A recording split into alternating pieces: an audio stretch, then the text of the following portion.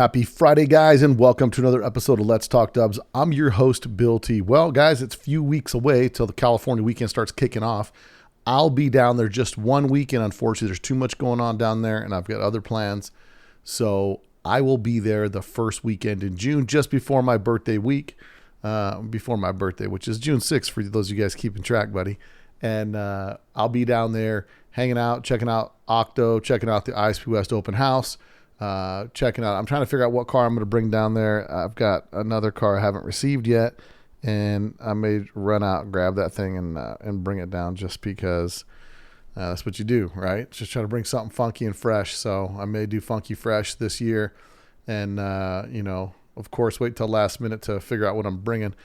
But I'm looking to have a good time. I mean, I might be down in the Beetle Barn bus, the carbon cab, rag job. I don't know what's going on. We'll see. We'll get it figured out. But I'll promise you one thing: I will be there that weekend. So I'll be at the RVA show. I'll probably be at the ID Buzz thing that's going to be happening on, I think it's Thursday or Friday. I can't remember.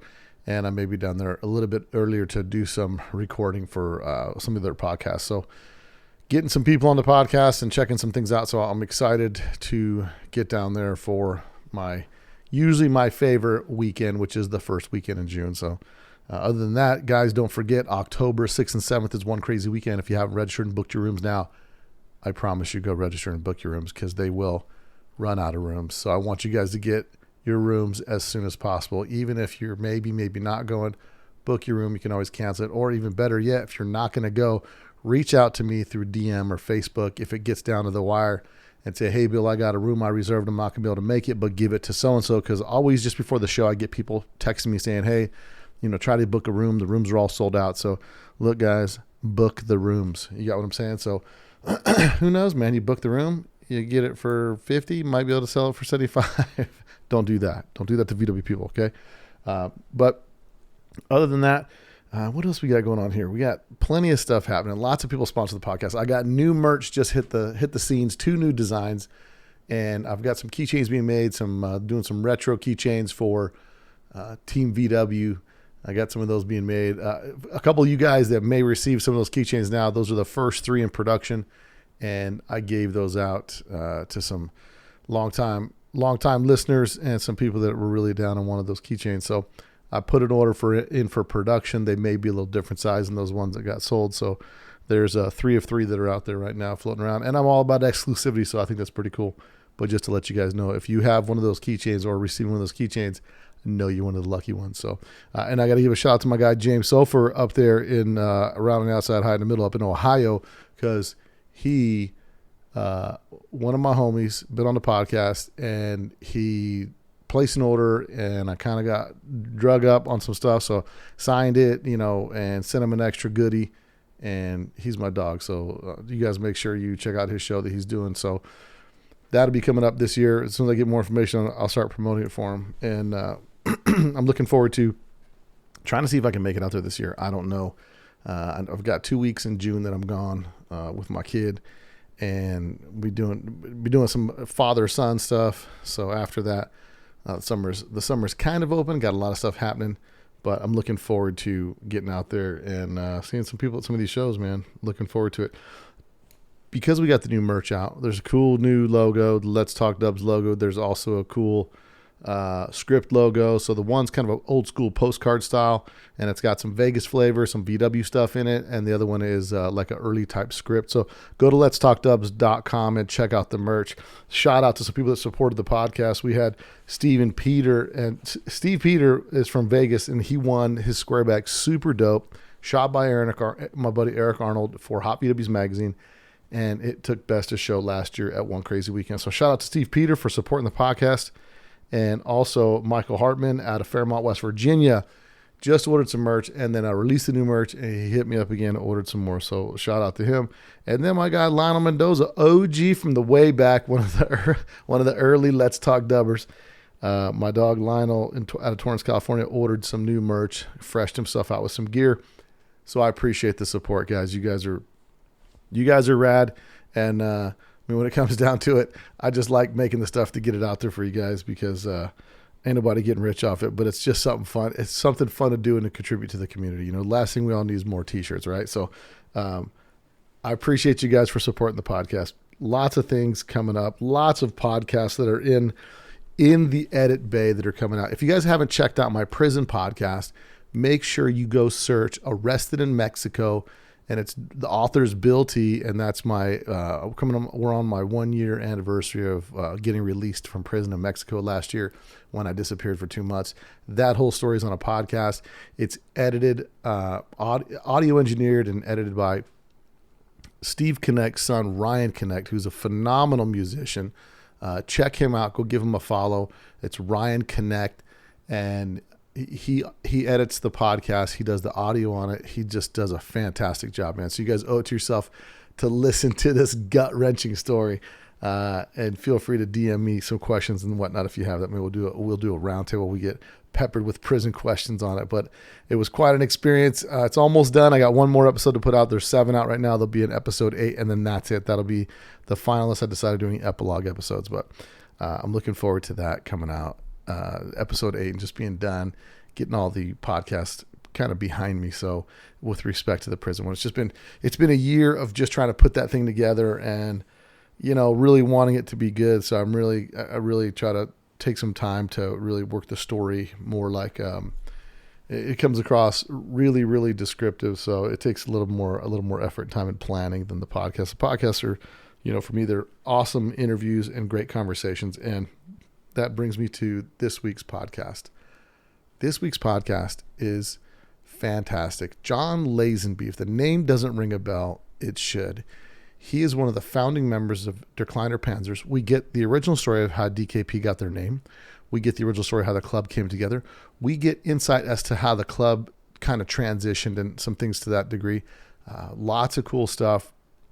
Lots of inside baseball that you didn't know. John Lazenby was also the general manager for Autohaus. So there's so much information on this podcast that I'm excited to get it out to you guys. So before I suck up too much more of your time, let's get into this week's podcast. John Lazenby, DKP1 founding member, general manager for Autohaus on this week's Let's Talk Dubs. You probably don't know that there's a new Volkswagen out that doesn't look like a Volkswagen.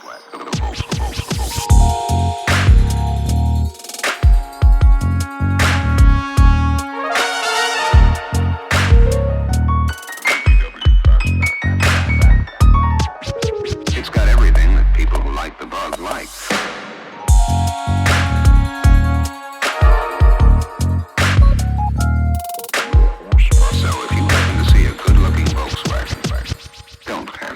Okay, everybody. So on today's show, I've got John Lazenby. Now, the name may be familiar to you guys if you've been in the Cowlick circles for a while. And some of you that have not been, John Lazenby's background goes to a founding member of Der Kliner Panzers, a.k.a. DKP, that you guys know, the famous Cowlick Club.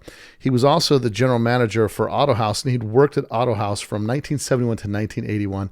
And he wrapped up his career as the owner of Royce Inc., which was an auto parts supplier and manufacturing company in Southern California. So on today's show, I'd like to welcome John Lazenby. John, welcome to the show.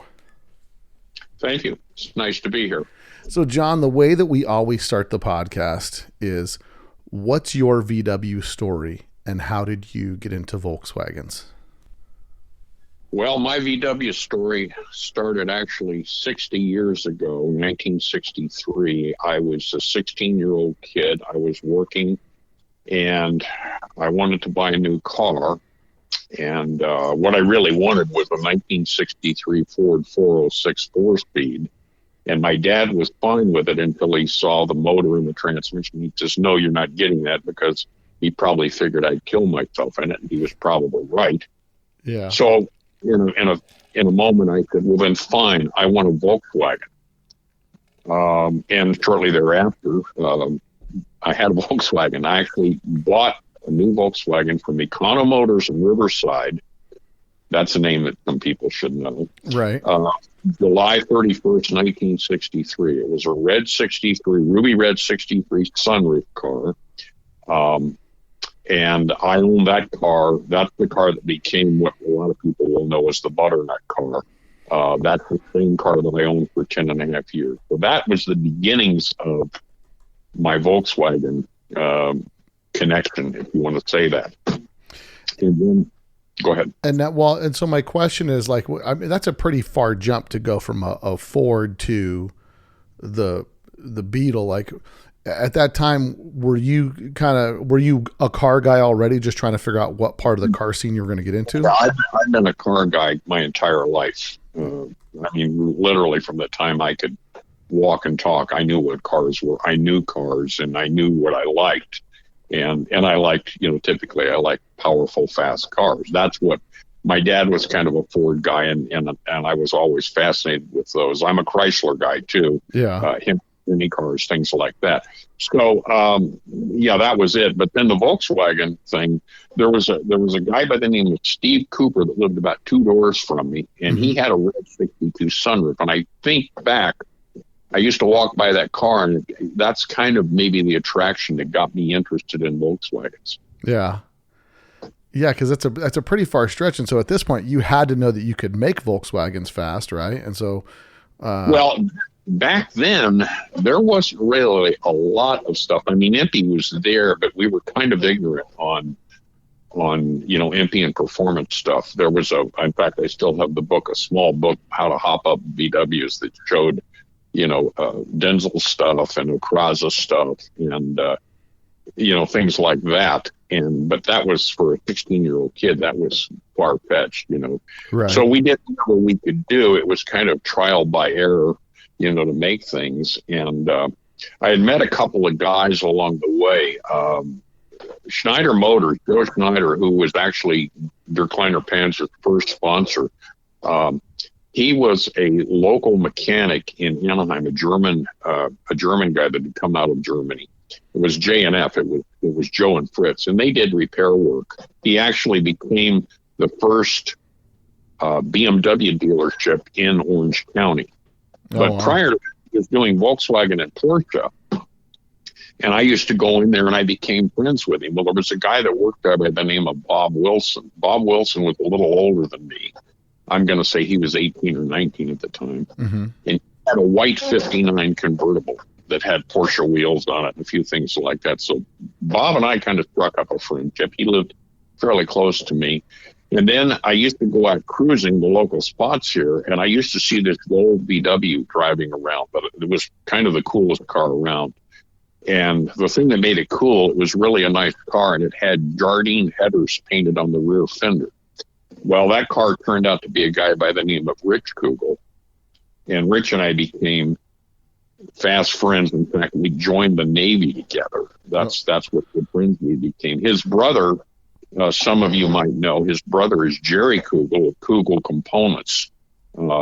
Jerry is still around. He's in his 80s now. They build suspensions and stuff for early Fords, E-Jag type stuff, inboard brakes, independent suspension, chassis, the whole thing. And I used to go to Bonneville with Rick and with Jerry. I was there in 1969 with both those guys. Wow. And, so the three of us, Rich Kugel, Bob Wilson, and myself, we kind of formed a club called Volkswagen Limited. And we got a lot of people to come around. And then we got this idea to do a caravan, an Anaheim to Hollywood caravan. We were based out of Anaheim to Hollywood caravan. And so we made up flyers, and we would go around to all the colleges, and we would, wherever we'd see a VW, we'd put flyers on the windshield. Mm-hmm. And we ended up doing the first rally. We had over 100 cars, which I don't think you could do today because of the laws and whatnot. But we drove 100 cars from Anaheim to Hollywood Boulevard, Sunset Boulevard, and back. I led that thing. Oh, wow. And it was unbelievable. When you looked down the freeway and you saw nothing but a line of Volkswagens for as far as you could see. So we did that, and then I had a couple of other friends that I'd met in junior high. Gary Huggins, these names are important. Gary Huggins and Pete Dayton. Mm-hmm. And Gary Huggins got he bought a new 66 Beetle sunroof car in late 65, and Pete Dayton had about a 61 Beetle. Well, the three of us got together, and they kind of came into VW's Limited. But in the meantime, Gary was a big history nut. So he went to the Anaheim Library, which ironically ended up being next door to the Kliner Panzers Volkswagen clubhouse, literally next door. And he got in and he started finding things. But Gary Huggins is the guy that's actually credited with coming up with the name of their Kliner Panzers. He's the guy that's credited with coming up with the logo, with the Volkswagen logo around that. He got that off of German military stuff. Mm-hmm. At the time, probably wasn't real popular. Right. But anyway, that's the origins of it. So the three of us were the three founding members of the Kliner Panzers. We all went to Anaheim High School. We were in the same class. And there were a lot of people that were involved in it. And it was more of a social thing than anything. At that point, there was still some performance stuff. Headers were coming into fashion. Fortune headers. Some of you old guys may remember Fortune headers. Bob Sanchez was the guy. Yeah. I think he ended up building exhaust systems for Gene Berg. I actually had the first set of 40-horse fresh air headers that Bob Sanchez ever made on my car.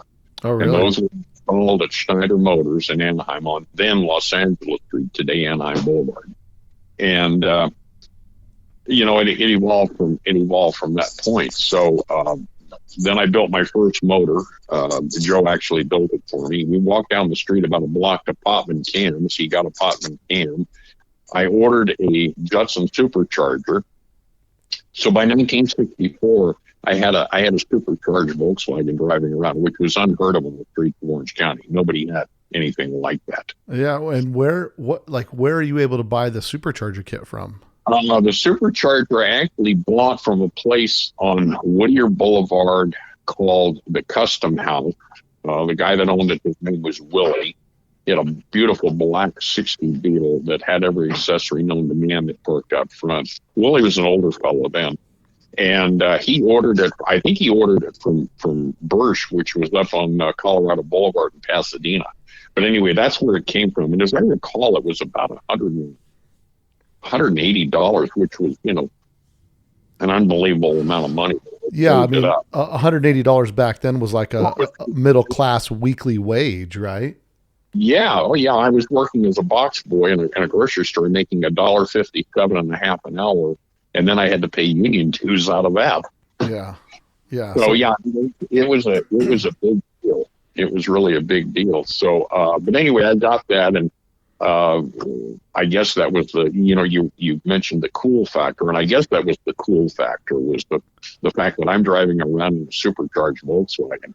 And I used to go to all the spots where the Fords and Chevys and the Mopars were, and they kind of looked down on you a little bit because why are you here? What are you doing with that thing? But there were a lot of college kids then getting into Volkswagens for other reasons. Economically they were affordable, they were dependable, and they were great transportation. So it evolved from there, and then the draft thing, by this time we were all in college and the draft thing started coming along. So Rich Cook and I joined the Navy Reserve down at Los Alamitos, and we were in the Navy on active duty, both of us for 2 years, and that completed that. Gary Huggins went into the Army. He became we got on a tank corps first, and then he got into helicopters, and he actually got shot down twice in Vietnam and walked away both times. Wow. Pete Dayton got in the Air Force, and he stayed in the Air Force, I think, about 6 years. And then when he got out of that, he got into the civilian side of that. And I've heard stories that he was out of NORAD. Mm-hmm. He had communications on a weekly basis with the Secretary of Defense, which just astounded me that Pete Dayton, this guy that I went to school with, would end up with something like that. And then Gary Huggins, he stayed kind of in the military. He became a CW6, the Chief Warrant 6, which is high as you can go.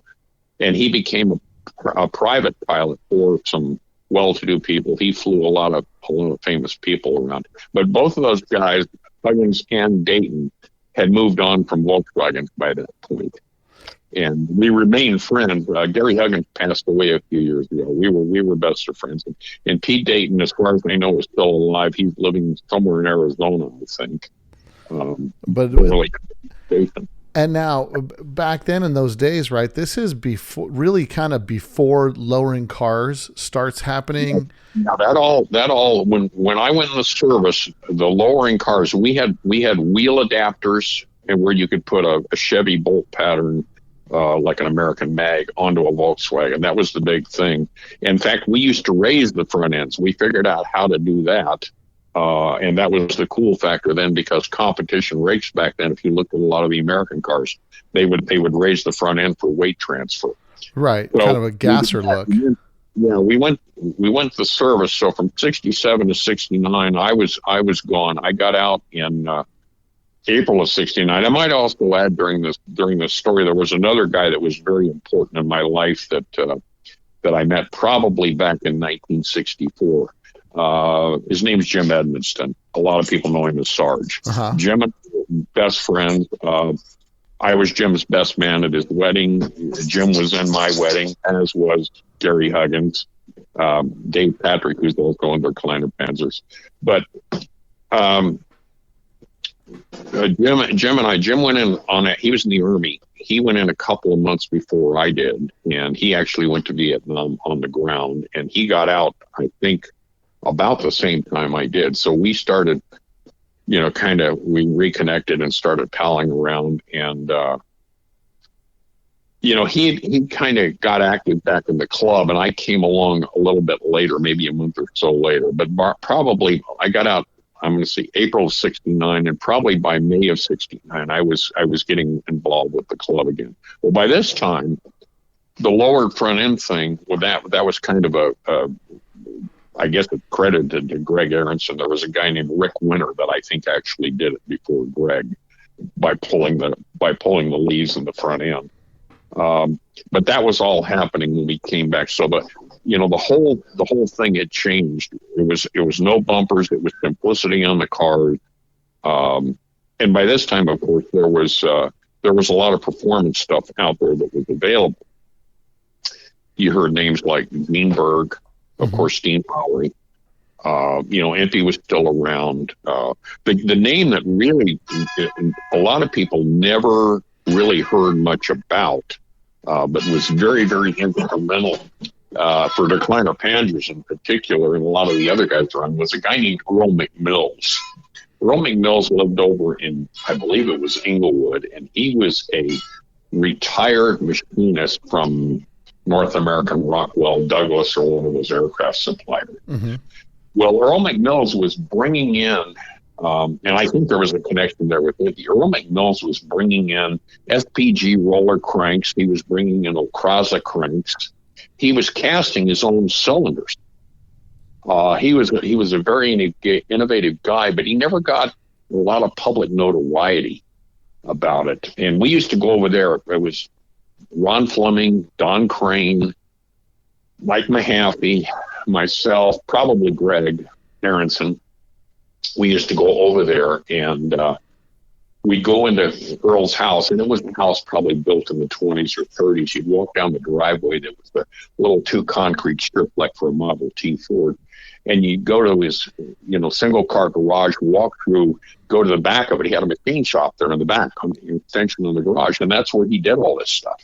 Oh, and wow. It was magic. It was just magic. But Earl, he never got the recognition I thought he should get. Yeah. Those were the guys. Well, anyway, that stuff started coming around, and then we started to really get into it. Well, in 1970, I guess it would have been 1970, I went to work for a place called AJS Foreign Car Parts, which was on State College in Anaheim. And what was it called? AJS Foreign Car Parts. It stood for Alan James Sharon. It became actually part of BATG on. But Jim Sharon had a series of stores around Southern California. And I got a job there working counter. I'd gone to school for computers, but realized I wanted to do this. So I got a job there. Well, at that location, there was a machine shop in the back. And two of the guys that were working in the machine shop in the back were Greg Aronson and Doug Hayden. Now, everybody knows Greg Aronson's name. When Greg left there, he went to form F&A. No, he went to Gene Berg. I take that back. Mm-hmm. He and Ron worked at Gene Berg. And then they left Gene and they went to work they created their own company, F&A Performance. And then later, that F&A Performance became Fat Performance when they brought Mark Thurber into the equation. Right. Doug Hayden, who had a brother named Whit, we were all in DKP, by the way. Mm-hmm. Doug Hayden had a younger brother named Whit, and they went off and they created Hayden Brothers Porsche, which is still in existence on Lakeview. It's on Orange Park at Lakeview today. Unbelievable. Their shop is cleaner than a surgical room. It's an unbelievable place. Really? And they're still going today. I see them on occasion. They're not really in VWs anymore. They're into, Porsche and Mercedes and BMW. And these guys, so you worked for these guys. It was like a parts. We all worked together. Greg and Doug worked in the machine shop in the back, and I worked up front, the counter and the parts. And they at were the same station. We all started there. And they were doing VW Performance back then too? There was a little bit of it. It was more of a generic type store. Mm-hmm. So then what happened, I got married in August of 1971. And we went on our week honeymoon when I was working here's another interesting note on that. The AJS stores, they had a store on Main Street in Santa Ana, 721 South Main to be exact. Mm-hmm. And I was working at that store, and that's where I was when I took the week off for my honeymoon. And I came back, and about 2 weeks later, I got word that Autohaus was looking for someone to work in the stores. Well, I'm thinking, this is right up my alley. This is what I want to do. But I had a pretty secure job, and I had moved up a little bit. And I'm thinking, do I really want to leave this security? But anyway, I went over and I interviewed with Lynn Rosevear, and he hired me. And I went in working I was kind of what they call the floater. I was the guy that covered between the Buena Park store, which was the original retail store, 6315 Beach, and they just opened the Costa Mesa store. That was 1953 Newport Boulevard. And in a short time, Lynn gave me the Buena Park store, so I became the manager of that store. That quick? And it was pretty quick, yeah. Now, the significance of that last location, the BAP that I worked at, mm-hmm. I'm sure a lot of your listeners will know Tiger Vasquez and A1 Performance Exhaust Systems. Yes. That's the same building. Oh, really? Yeah. Tiger and I are buddies, and Tiger says, he's always telling people he worked in this building 50 years before I did. Well, that's wild. I think Tiger's family owns that property now. Yeah. But yeah, same building, and when I walk in there, it's really, really bizarre to go back, 50 years in time. So anyway, I got the job at Autohaus. I did that. I started advancing. Right after I started there, a couple of new guys came in. A guy, Dave Greiner, which is Proformance, still around. Dave and I have been friends for over 50 years. Mm-hmm. He came into Autohaus right after that. Ed Craig, who I just saw yesterday, Ed Craig came in. So Ed came in and he was working for me, and he was about an 18-year-old kid then working for me. And so, a lot of these guys, the connections started coming along. Well, in the meantime, the DKP thing just kept evolving. Ron Fleming had given up Mustangs and gotten into the Volkswagen world. And when I came back from overseas, Ron was involved with the club, and he was, he's kind of got that outspoken leadership role. So a lot of people, Ron is the Kliner Panzers. Well, I'm not going to argue that point, but Ron certainly didn't start it. He came along much later, and if you ask Ron that, he will agree with me on that. He came along much later. And now, talking about the scene back then. Now, before you go to Vietnam, you've got this hopped up 63. Are you street racing people? Are they street racing? And where would Yeah, they? I used to go to Lions Drag Strip. Oh, so you'd actually take it to the track. Well, I was racing at Lions Drag Strip. Was the car fast by today's standards? God, no. But we went down there and it was fun. Now, when I came back, by the end of that summer, I had Gene Berg's shop actually build my first, if you want to call it a big motor. It was a 1700 69 by 88 motor with a Holly bug spray on it. Right. And that was the first big motor. And then after that, I thought, I can do this myself. So I just started building my own motor. I built a 78.40 Krauser by 88 motor in 1900. In the meantime, the car kept evolving. The car had gone from the ruby red in 65. I'd had it painted fire mist green, and it stayed that until 1971. And while I was getting married, the car ended up over at Becker's Bug House, and that's where everybody's car went. And it became the war bonnet yellow and became known as the Butternut car, which was the final configuration of it. And so you owned the car while you were still gone in Vietnam? Yes. The car remained in my ownership for 10 and a half years.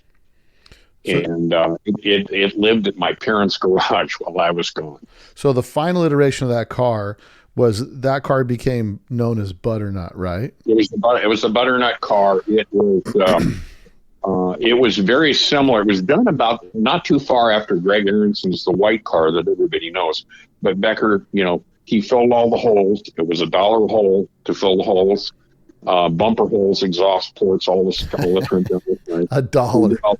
It was $1 a hole. That's what Leonard Becker charged back then. And so he painted it, and in the meantime, did some more work on the motor, and that's when I was building the 1900 motor, because I'm at Autohaus now, so I have access to parts. So I built a 1948 IDA motor, and that went in the car. And what kind of heads on that are you doing? Ron Fleming actually did the heads. For the first set of heads on that car, they were dual ports. They were. I remember when I bought the case. I bought a German dual relief case from a Volkswagen dealer. Yeah, you guys are gonna love this. It was $105. Wow, they're 10 times that now. $1,000 now. Yeah, or more. And the car, the 48 IDAs we had on the retail on the wall in the stores, I think was $74.95 or $79.95 a carburetor. That's crazy. And now I'm looking at a picture of the car. Now the license plate hanger in the front, that's just something custom you fashioned? No, actually, I got that idea from Jim Edmonston. What that is the overrider brackets on the front bumper. Uh-huh. If you take those, there's two drain holes in the bottom below the spare tire well. The drain holes? Yeah, you can mount the brackets there. They come out and then they make a 90-degree turn upward. Mm-hmm. And that's what the license plate bolts to. That's crazy. And then you can kind of swivel them to line up with the license plate holes. Yeah, Jim Edmonston came up with that idea.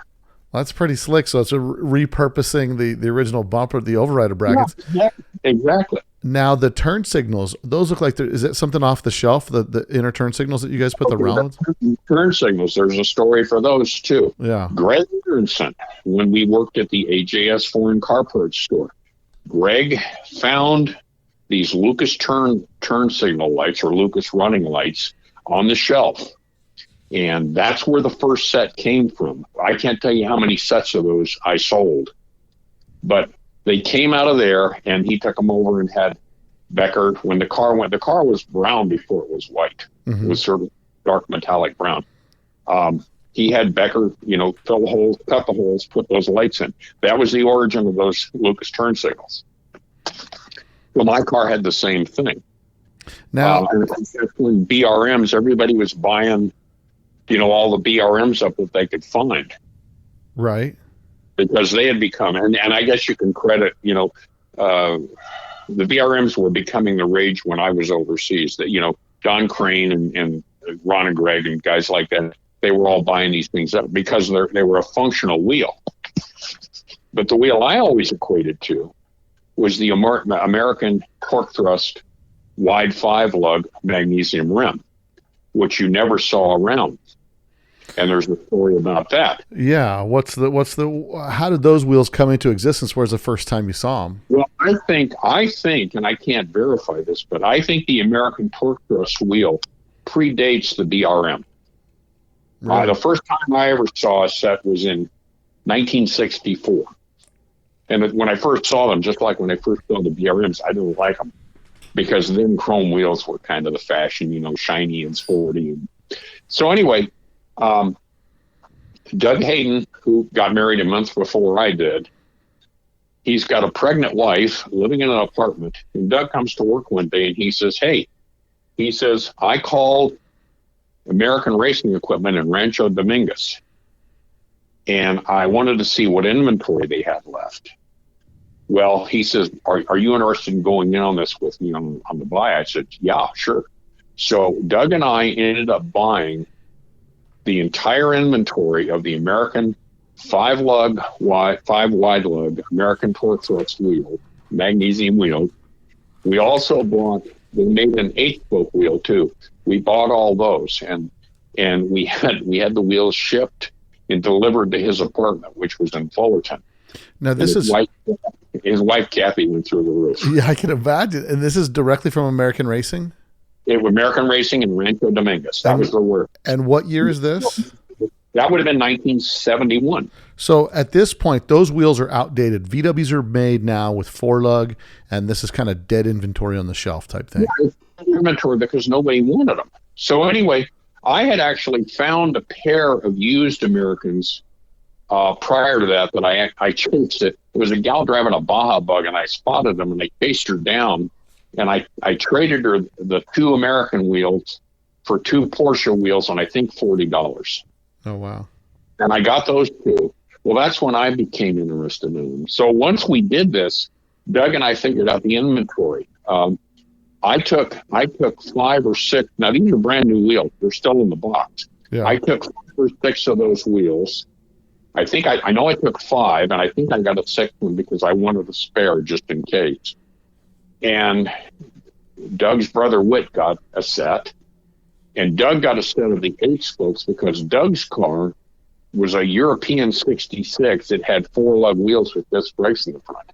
So he got a set of the Americans, the 8-lug or the 8-spoke Americans. And then the balance of the wheels we put up for sale primarily to club members to cover our expenses. And I think, if I remember the numbers correctly, once we had those wheels landed, I think the wheels cost us like $28 a wheel landed. Which is a lot of money for a couple young kids. We were selling them because that's when BRMs knew we're selling for $50 from empty. For one wheel. We sold the balance of the inventory for $50 a wheel. And we didn't have any problems selling them. They went quick. Now, how many wheels did you guys buy in total? Do you remember? I'm thinking like 60. So 60 freaking wheels show up to this guy's apartment, to his girlfriend's apartment. Yes. Yeah, I can still hear Kathy on the phone. What the hell did you guys do? She called the shop because we were both in the same building, and she wasn't happy. But I mean, it worked out. We got our money out of it. Yeah, and we were able to put these things into circulation because who knows what would have happened to them otherwise. So the wheels, if you're looking at a picture of the Butternut car, I am. The wheels you're looking at on there were brand new out of a box on that car. Wow. Yeah, and they look, and they have, but so here's the other thing: they've got a really deep offset on them too. They've got a what on them? They've got a deep offset, so you have to. It almost, well, it looks like it's got a lip on it, but and I know that with original BRMs, Right. they really push to the outer edges of the wings. You know what I mean? Like all the way out to the. And the wheel. Now there's a company. There's a company I think in England called JGE that makes a knockoff on that. Correct. And then India's also got a knockoff. Yes. And they're similar. They're pretty close, but not exact. Right. And either of those wheels are magnesium. These were magnesium. Now, anyway, I have a question about magnesium wheels back in the day, right? Like everybody that I know that has a set of BRMs that's been running on the street, they've all pretty much been welded. Was it commonplace for those wheels to crack? Yeah, it was. As a matter of fact, Greg had on his car, he had a rim on the back that, as I recall, at Orange County Raceway, he got on the car and the whole outer lip of the rim came off.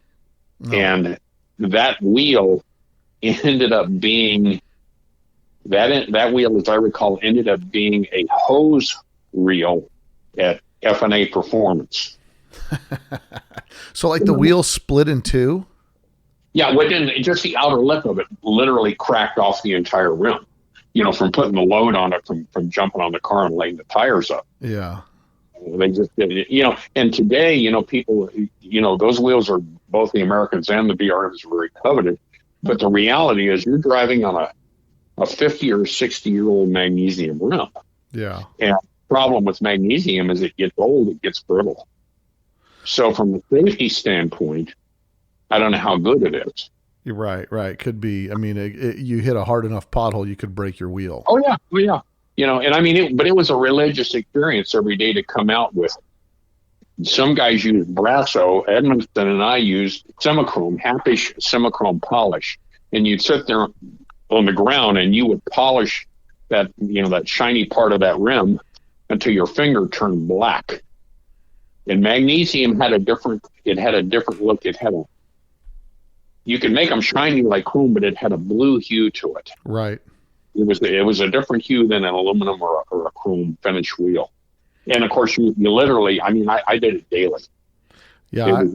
Every day you were out there doing that. Yeah, I don't know. I've got a car with the original set of BRMs on it, and it doesn't take much for those.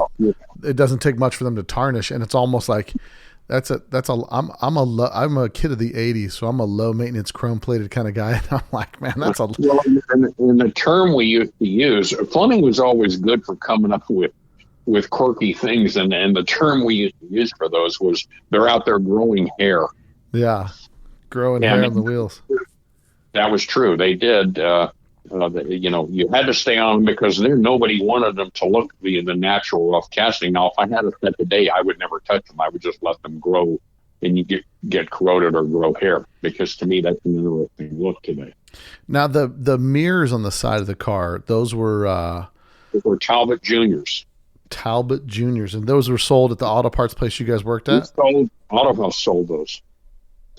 We also sold another product that you will see on a lot of the vintage cars. There was a local guy, he was an older guy, his name was Ernie Hanline.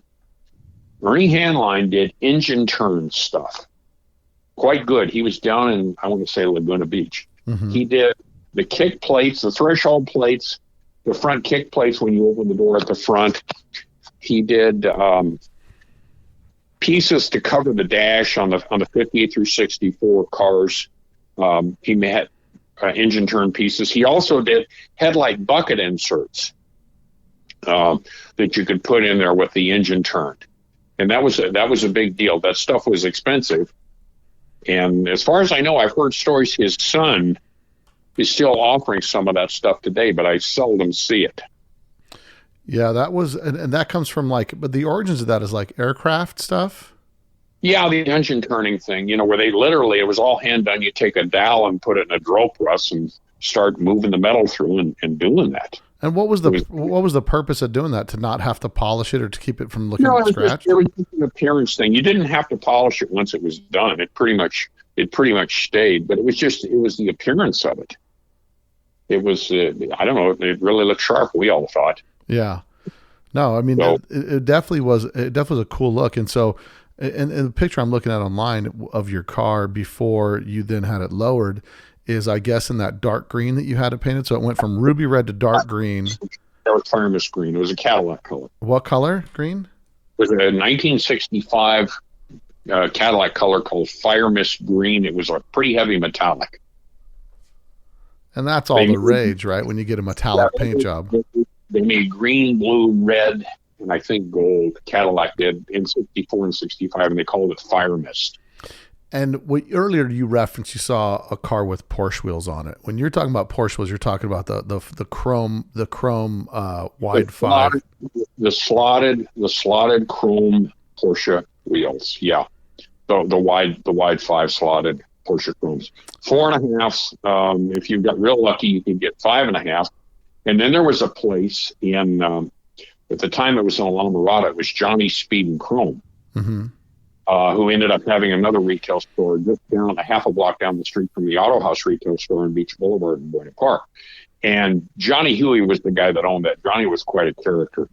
And you could go in and he would build you anything you wanted. So he would take the Porsche style center and put it on a 6-inch Chevy outer.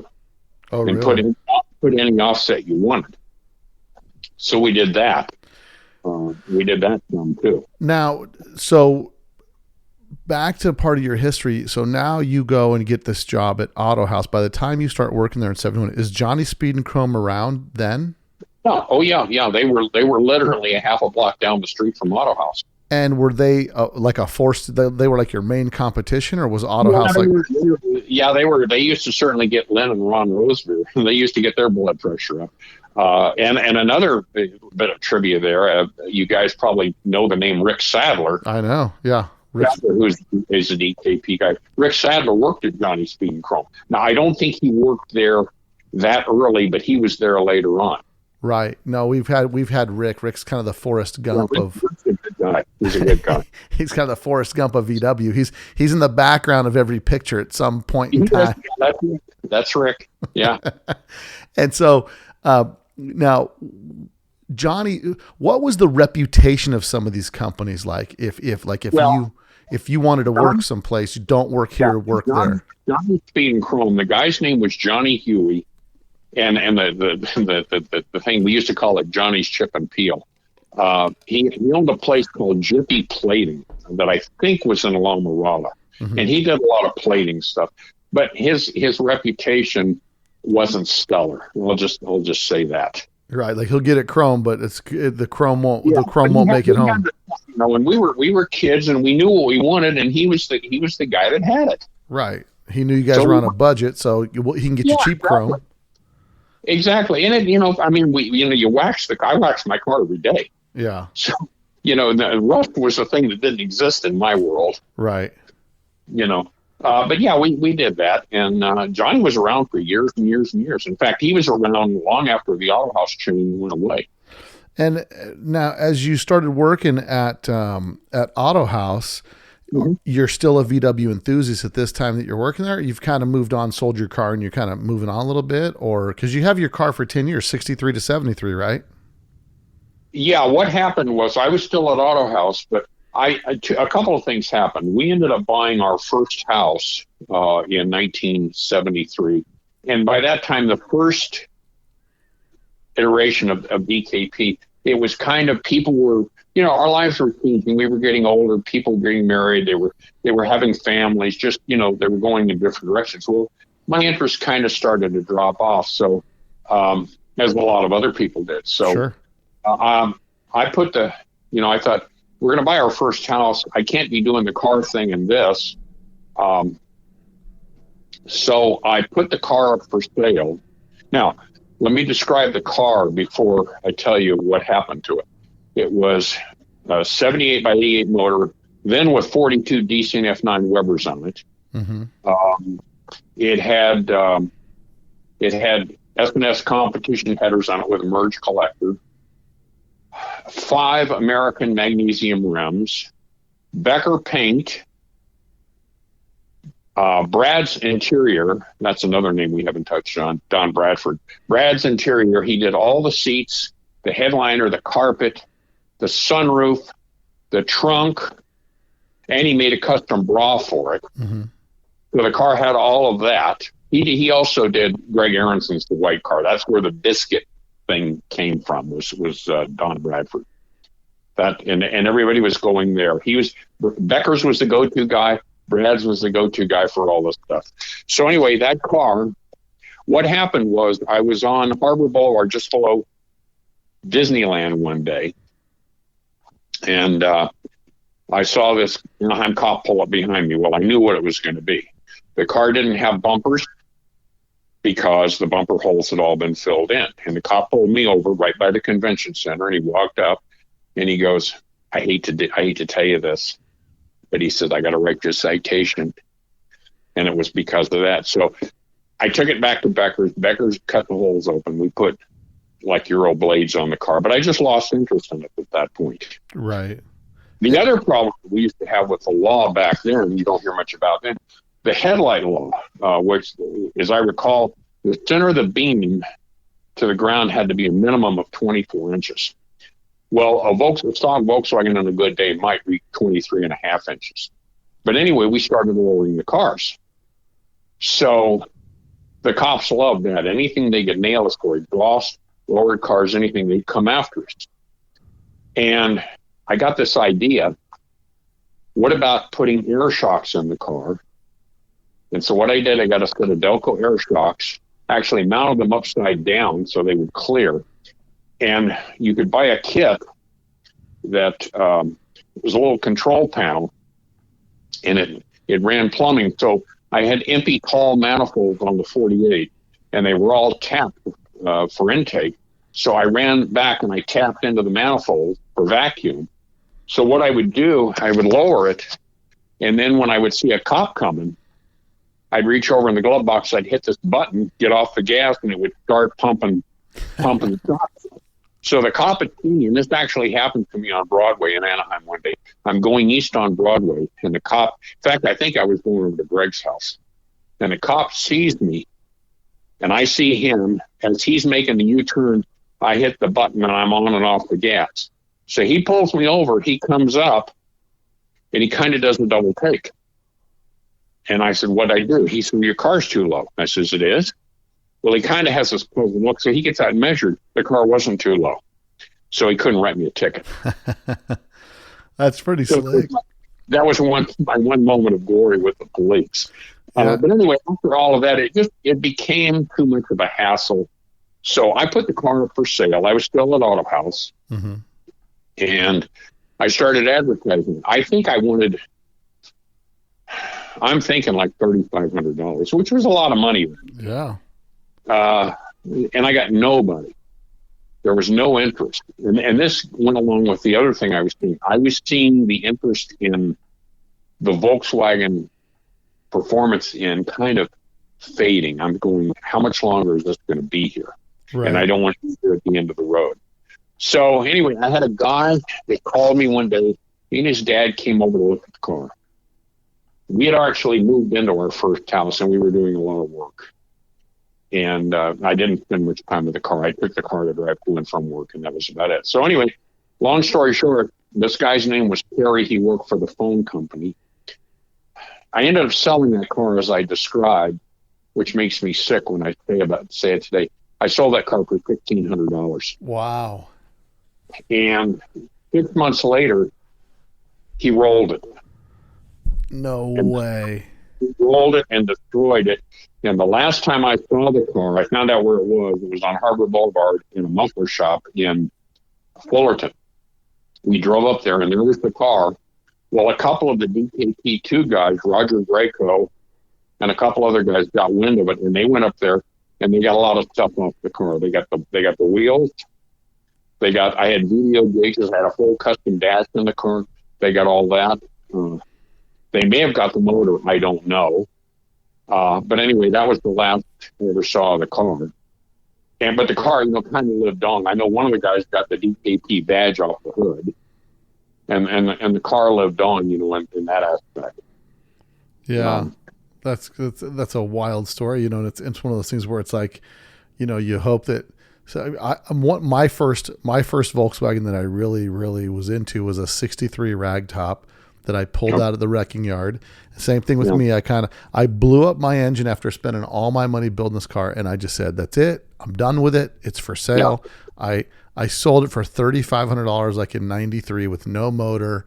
And I'm like, I'm done with it. And it was almost finished. And then today I'm like, man, where'd that car go? I got to find that car. Well, yeah, I do that. And I mean, we got rid of it, but I always had a VW. I had a VW bus then. I had a 71 bus that I built a 2-liter motor for. Wish I had that today. And, but there's always been a Volkswagen in my life. And then, moving forward, we bought our first house and we just committed ourselves to working on the house. We were there for 5 years and we basically doubled our money. And then we bought our second house, which we're still in today. We've lived in this house 45 years. Yeah. But during all that time, there were always VWs. So I got into other cars. I've owned about 13 BMWs, a couple of M cars, got into those, did a lot of stuff with them. And by now we still got one that my wife drives, but for the most part, I'm kind of done with those. And I always had an interest in the VWs were always there, but I always had an interest in early Chrysler product, Hemis primarily, because I learned to drive on one. My dad had a 47 Town & Country convertible, which really started my whole love affair with cars. Yeah. So I thought, well, I'll get into that. So close to 40 years ago, I started buying those. And I built a garage because we had a big piece of property. So now I've got 8 collector cars, 5 Chryslers and 3 Volkswagens, and not enough time or money to do anything with them anymore. But I've got them all here in the garage on the property. Yeah. And what are the Volkswagens that you currently own? I currently have a stock, pretty much stock, 1963 Black Beetle that I bought from the original owner 42 years ago. It's probably my favorite. It's got Porsche chrome wheels on it, but it's at stock. I built a 1600 dual port for it, switched it to 12 volt. Other than that, it's bone stock. Yeah. And it's a nice car. And then I've got a 1960. It's called Palm Green. I didn't build the car. I was going to build another car, but then I realized this was 11 years ago. I thought I'm too old to do that then, and I'm really too old to do it now. So this was a done car. It's got a 2276 in it with 48s. It's got real Fuchs on it. It's got 4-wheel disc brakes. It's kind of a high-end car. I don't drive it a lot. Right. That, and then I bought for my wife, who never drives. I wanted a sunroof car. Well, I found a tan 61 Euro sunroof car that's got a 2276 in it with 48s. But that needed some work. So my friend Greg Britton he and Roger Crawford spent a lot of time on that motor. They had it on the chassis dyno and got 140 horse to the rear wheels on it. Wow. I've got that car that I drive around a lot. That's really a user-friendly car. So those are the 3 Volkswagens today. And then the other cars in your collection. Oh, well, let's see. Going chronological, and I've had a lot of cars I bought and sold. I've got a 1953 Chrysler Imperial Newport, which was a 2-door hardtop, late production year. They made 823. I've got an original car, probably the nicest original car in existence. I've got a 1954 Town & Country New Yorker wagon that's literally Pebble Beach quality. I didn't do the work. I bought that car from an estate of a longtime friend of mine last year. Mm-hmm. Got a 1955 Chrysler New Yorker Deluxe Town & Country wagon that has some Hollywood history. I've got a 1956 Chrysler 300B that I spent 8.5 years doing a body off restoration on. I finished that 29 years ago. That car's got a little over 8,000 miles on it now. Wow. And I've got a 1957 Chrysler 300C Coupe that's been at the Peterson Museum 2 or 3 times. It was brought in one of 3 cars for Motor Trend's Car of the Year. They had a thing called the Fens display. I was up there over a year for that. And I've had other cars that have been at the Peterson, but that's really it right now. Now the 300, is it the black one? Yes. So is that car one of the tallest tail fin cars out there?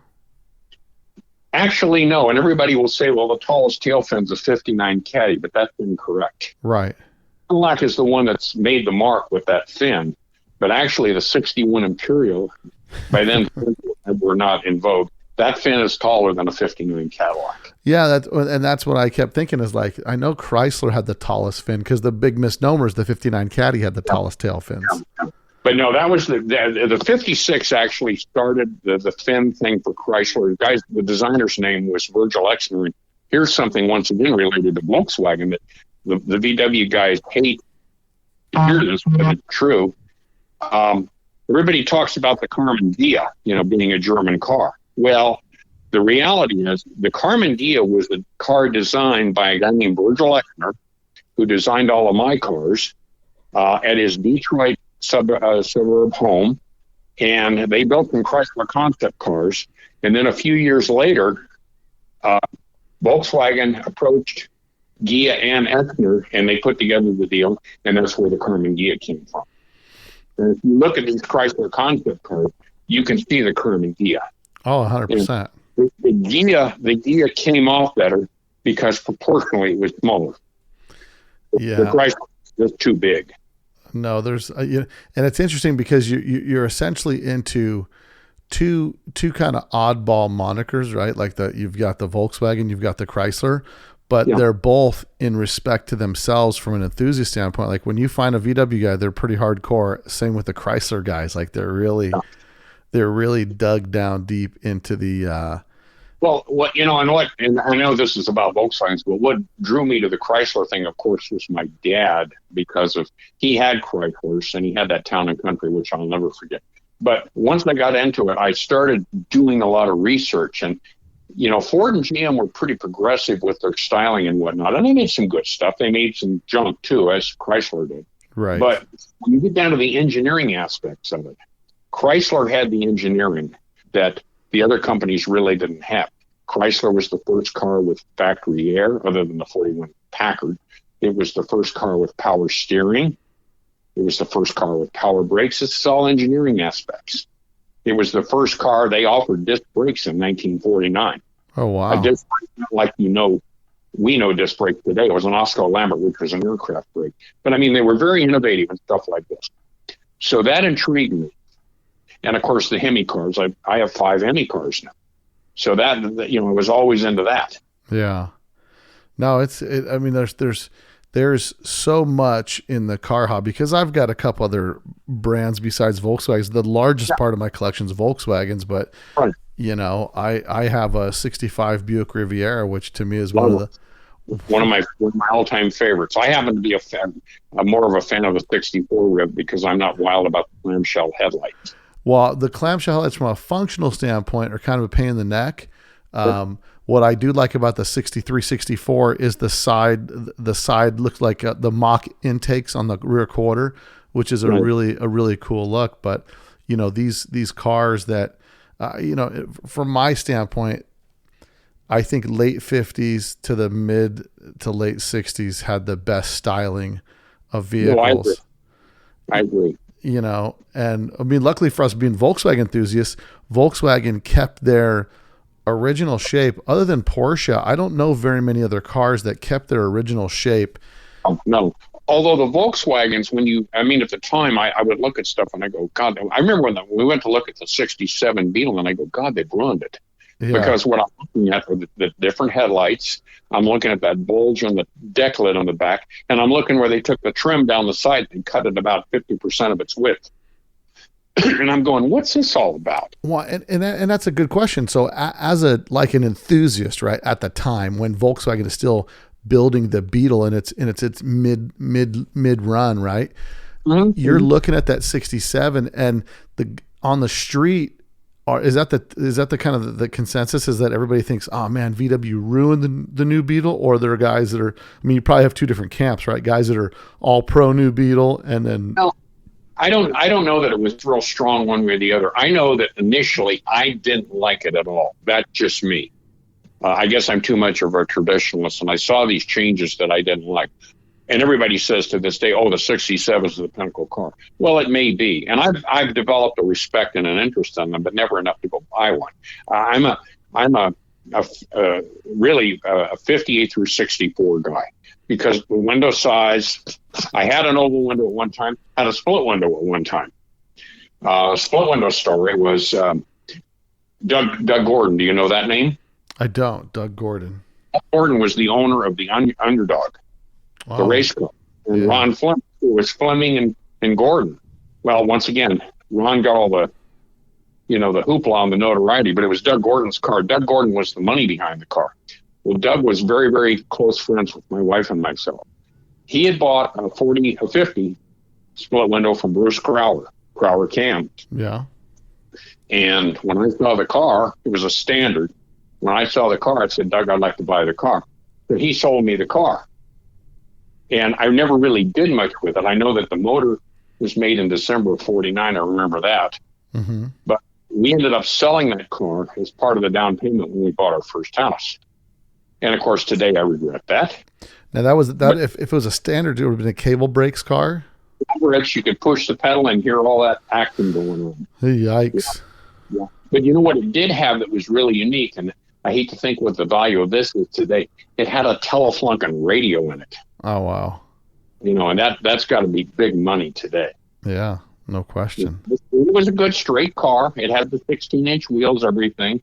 But it was, my life had gone in different directions, and I can't go in 5 directions at the same time. Yeah, no. And you see that as you look at the evolution of the hobby, right? There's the guys that were really into it in the beginning, and then they all hit that early 20s. They get serious with their girlfriend, becomes a wife, then they get into a career, then they get job focused, and some of the guys just stay. Some of the guys maybe are lucky enough to kind of stay in that industry to some degree, and it can be lucky or unlucky, right? Because if you take something you're passionate about and make it your job, it becomes maybe sometimes too much to deal with, Yeah, I think I may be, to a degree, one of those people, because I love cars so much. I wanted to be in the industry. I could have gone in other directions. I probably at one time was kind of approached to go to work for Ford Motor Company, but I said, no, I really don't want that, because it involved traveling and, just playing the game of the corporate game, and I wasn't into that. But I stayed in the industry. I was always in the car industry, the parts industry, and I was in it for 45 years. Yeah. And that I could have probably made a lot more money doing other things, but I enjoyed what I did. I enjoyed the bonds that I made with people friends of mine I made 50 years ago that I still have today and I still have the same interest. Now, I was the guy that, I did that all day, but you got to remember what I was looking at was I was kind of a number cruncher. Right. For this, I was looking at, profit margins and things like that, and personnel, dealing with personnel. And when you have people working for you, the biggest headache you have is your personnel. Oh, yeah. You know that. So you had to play all the mind games with those people. But I would come home and I would get into the cars, whatever it was. It was kind of an escape for me. So, I never really left it. I just did different evolutions of it, from the Volkswagen to BMW and then to the domestic stuff. Yeah, I say that to my wife. Sometimes I say, all I've got to do is go drive one of my cars for a half an hour, and I come back and I go, all right, whatever it is, it's worth it. It's worth having, And I agree with you completely. And I got to say that, I'm bad. I'll sit at the computer or something, and I'll get an interest in something, and I start doing research, and I'll say something, and I'll say to my wife, "Oh, look what I found," and she goes, "No more cars." And, she's absolutely right. We're out of room. I can't physically do a lot of the work anymore, and that's when I say maybe it's time to start letting some of the stuff go. Yeah. But it's like letting children go.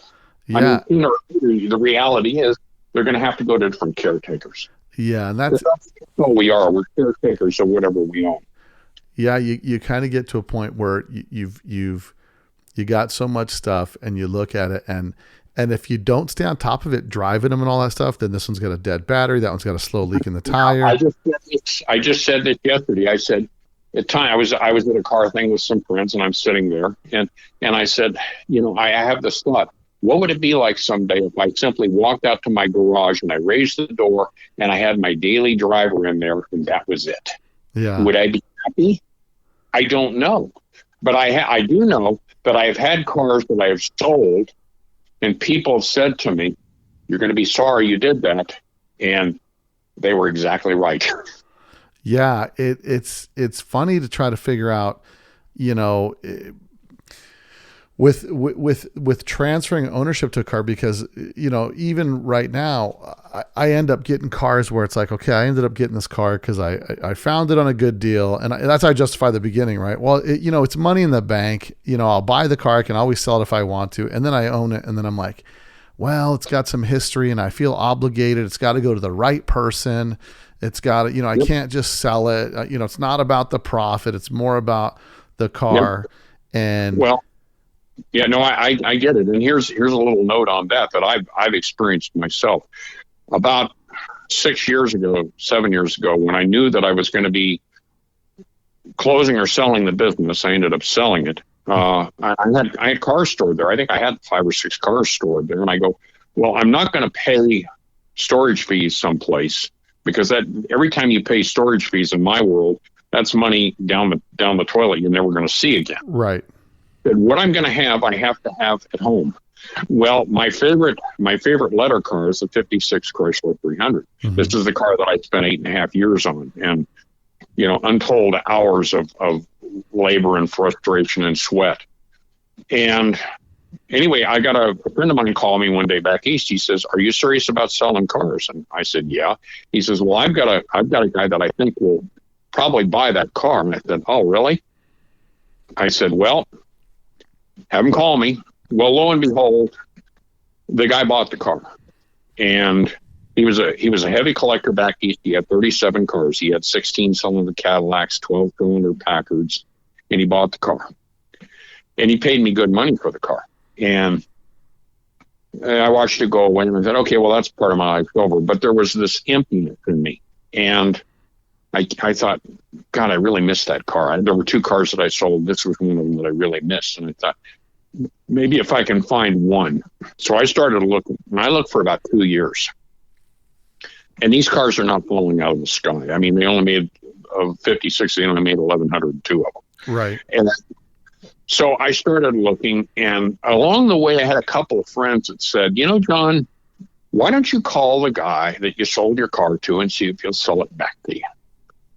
And I said, no, I can't do that. I said, first of all, I couldn't afford it. Second of all, that's not my style. Well, anyway, I came in one day. I drove a couple hundred miles to look at a car, and it was just a basket case. And I'm going, no. And I had corporate guys at Chrysler who had cars calling me saying, I know you're looking for a car. I've got one. But I'm going, thanks, I appreciate it, but it's more work. I don't want to get into that. Right. So anyway, I got home that day. I was sitting here rather dejected, and ironically sitting in the same chair I'm sitting in now. And for some reason, I picked up the phone and I called the guy that bought my car. And we had about a 2-minute discussion. And I said, well, the reason I called, and I told him my story. And I said, would you consider selling the car? Expecting him to say, well, yeah, but I want, $1 million for it and da-da-da-da-da. And he said, I'm 70, I think he was 77 or 70. He said, I'm getting old. And he said, I've got one daughter. He was a widower. And he says, I told my daughter when I go, you need to get these cars to auction. So he says, I'll tell you what. He says, I'll sell it back to you for the same price I paid you for it. And I said, really? Well, long story short, my wife came home. I told her the story. She says, it's a lot of money. I go, I know it's a lot of money, but we can't build a car like that for the money. You know that. So the next morning I called the guy, and 2 weeks later the car's in my driveway. And it came back. It's next month. It's been here 3 years. And when it came in, of course, I didn't sleep. It was like the kid waiting for Santa to come down the chimney. My wife, when they were unloading it out of the carrier, my wife started crying. Yeah. So I said, I think we did the right thing. Yeah. So, that's one of those stories, the one that got away, but it came home. And the guy told me, he said, I've had the car for 3 years. He said, I drove it 50 miles. He said, the car's too nice. It just sits there. And I go, well, okay. So it came back better. It came back actually better than it left. Oh, nice.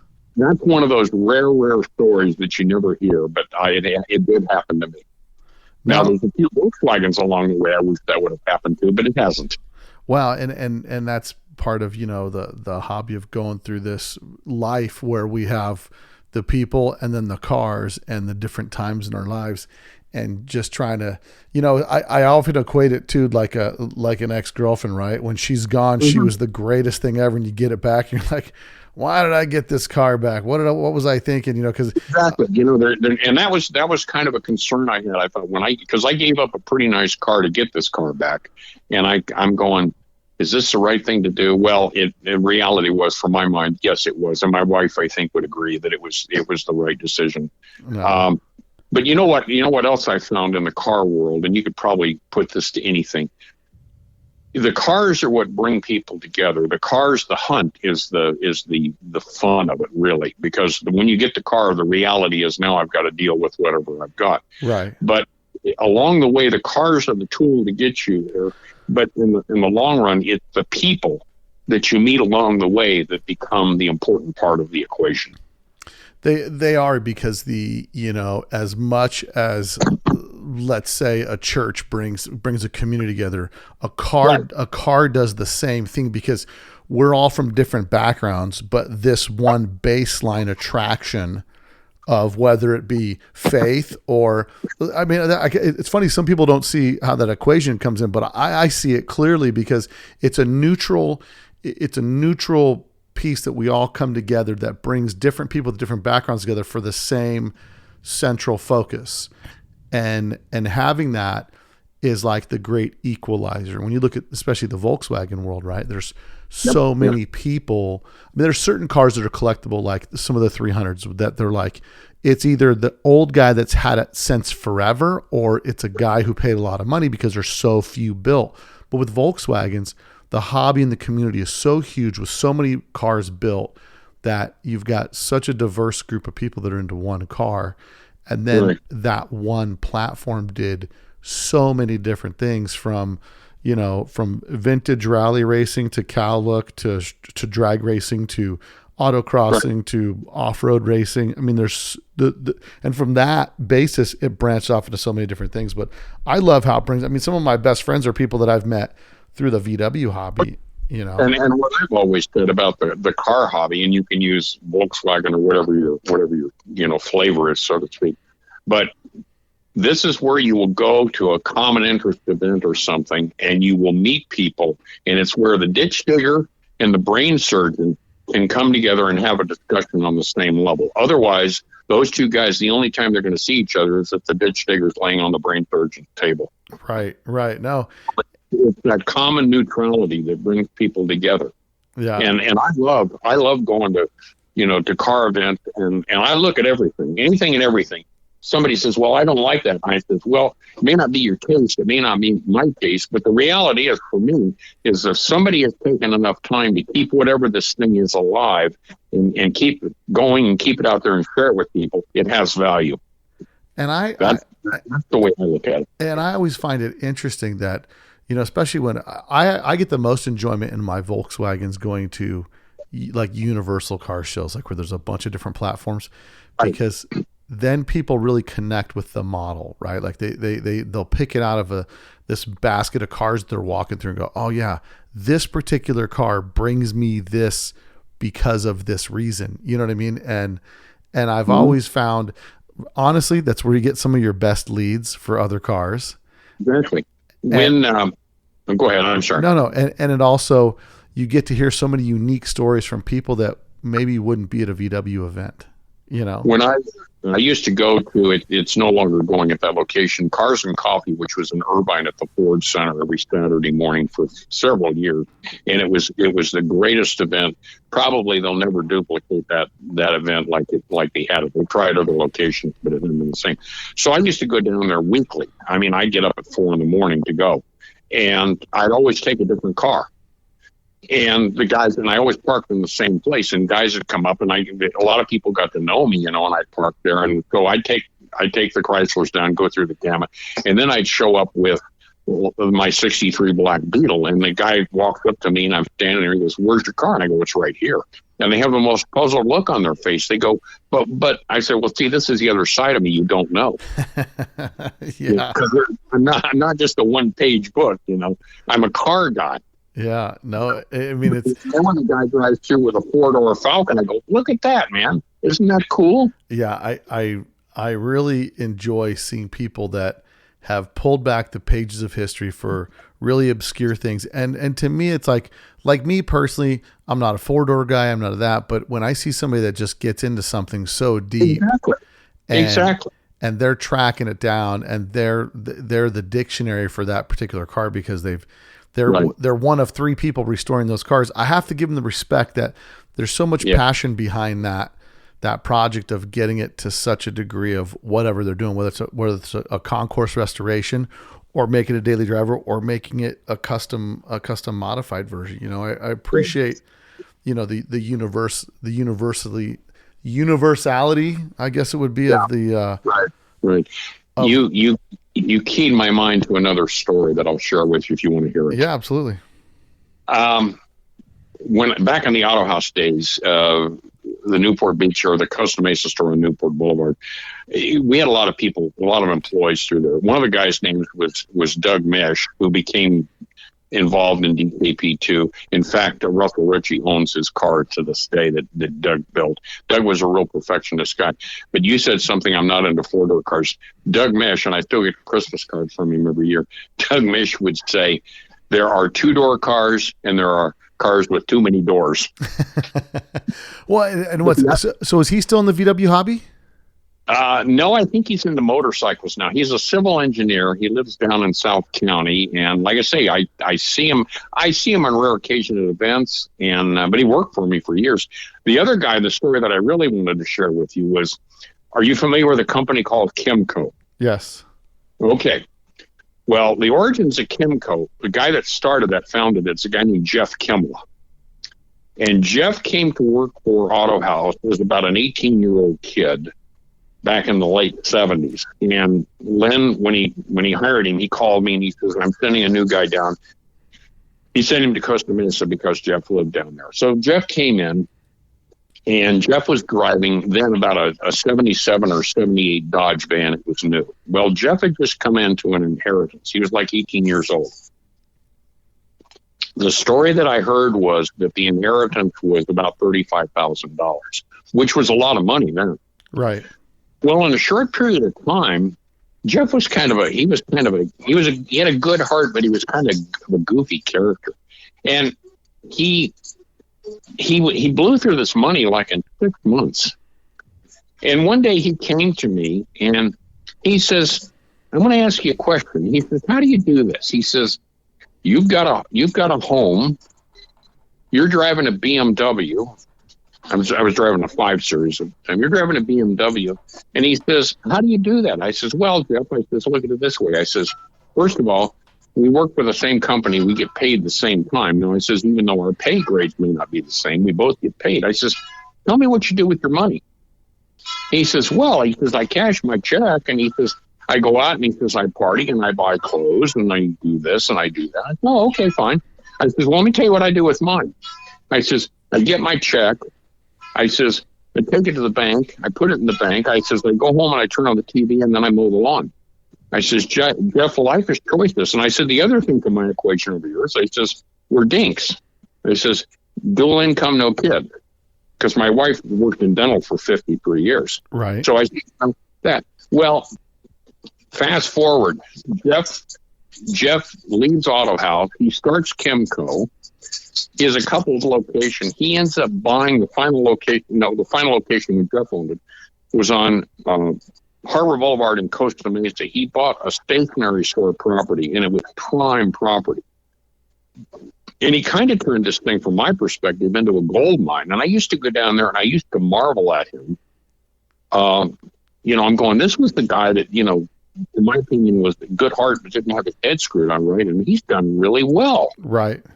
And in the meantime, during the course of that, I think his wife died of cancer. And, but Jeff and I were talking. So anyway, I called him one day and I said, hey, Jeff, I said, this Black Beetle I've got, the 63. I said, hey, I need some stuff for my car. Can you get it for me? He says, what do you want? I says, well, give me a set of 5.5-inch Porsche chrome wheels.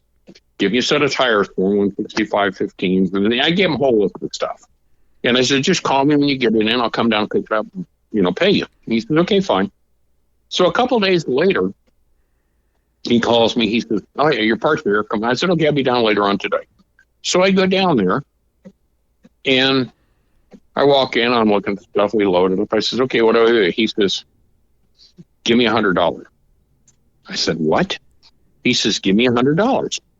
I says, come on, Jeff. I says, you got, more than that in one piece here.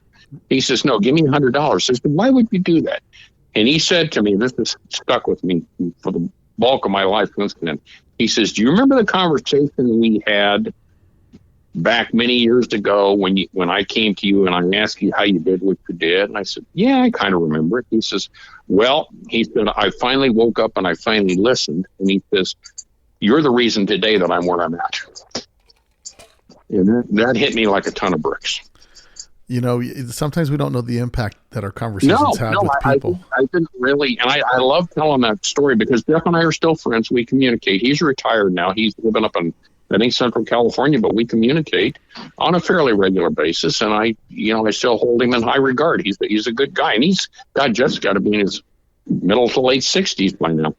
Yeah, and I definitely would love to get the Kimco story because that's an interesting. For me, the story of how the business, which part of the hobby, evolves with contemporary times, like and kind of bringing it back to Autohaus. When you're at Autohaus and you come in there, compared to the other automotive places you're working at, because my understanding is Ron was kind of into technology. Right. And so I'm talking about Autohaus, Rosebeer, Ron Rosebeer. So how was it work? Like, what was it when you came to work there originally? Ron ran the wholesale end of the business and Lynn ran the retail, and Lynn was the one that hired me. Mm-hmm. But, Ron's background, Ron actually started Autohaus. A lot of people think Lynn did, but Ron actually started it. Ron worked for Motorola, and Ron, I guess, approached Lynn and they got this idea. Lynn was working at Autonetics at the time, and they got this idea to create this accessory type store. So that's the origin of where it came from. Now, when I went to work for them, I interviewed with them. I'm leaving a pretty large company, and I went to interview with them, and he's got 2 garage units. That's the existence of Autohaus in the one retail store, and they just are in the process of opening the second store. And I'm going, this is a bit scary. But yeah, Ron was the kind of the technology guy, and Lynn was kind of the, I guess he would be the upfront guy. They were, you never know they were brothers. They didn't look alike. They didn't think alike. They didn't act alike. Really? No, not really. And now, but at the time that you go to work there, you're still an enthusiast into VWs at the time that you go to work there. So it's kind of like you get your essentially like kind of your dream job, because now not only you get to pay to mess with, sell VW parts, but you also get a discount. I was getting up going to Disneyland every day. Right. And so. Yeah, and I mean, it wasn't all peaches and cream, but it was. It's still a job. A lot of fun. And Ed Craig, who worked for me for a while, and then Ed went out and had his own Autohaus franchise. And we're still, and then Ed worked for me when I was at Royce. He worked for me there before he went into the auto industry, and he worked for Isuzu and Suzuki. He's retired now. But, all these guys that, God, the names that go through my mind. As a matter of fact, while we're talking, I had a phone call here from a guy named Jim Brooks. Yeah. That I had gone to. Jim Brooks is a DKP, one guy who now lives in Missouri.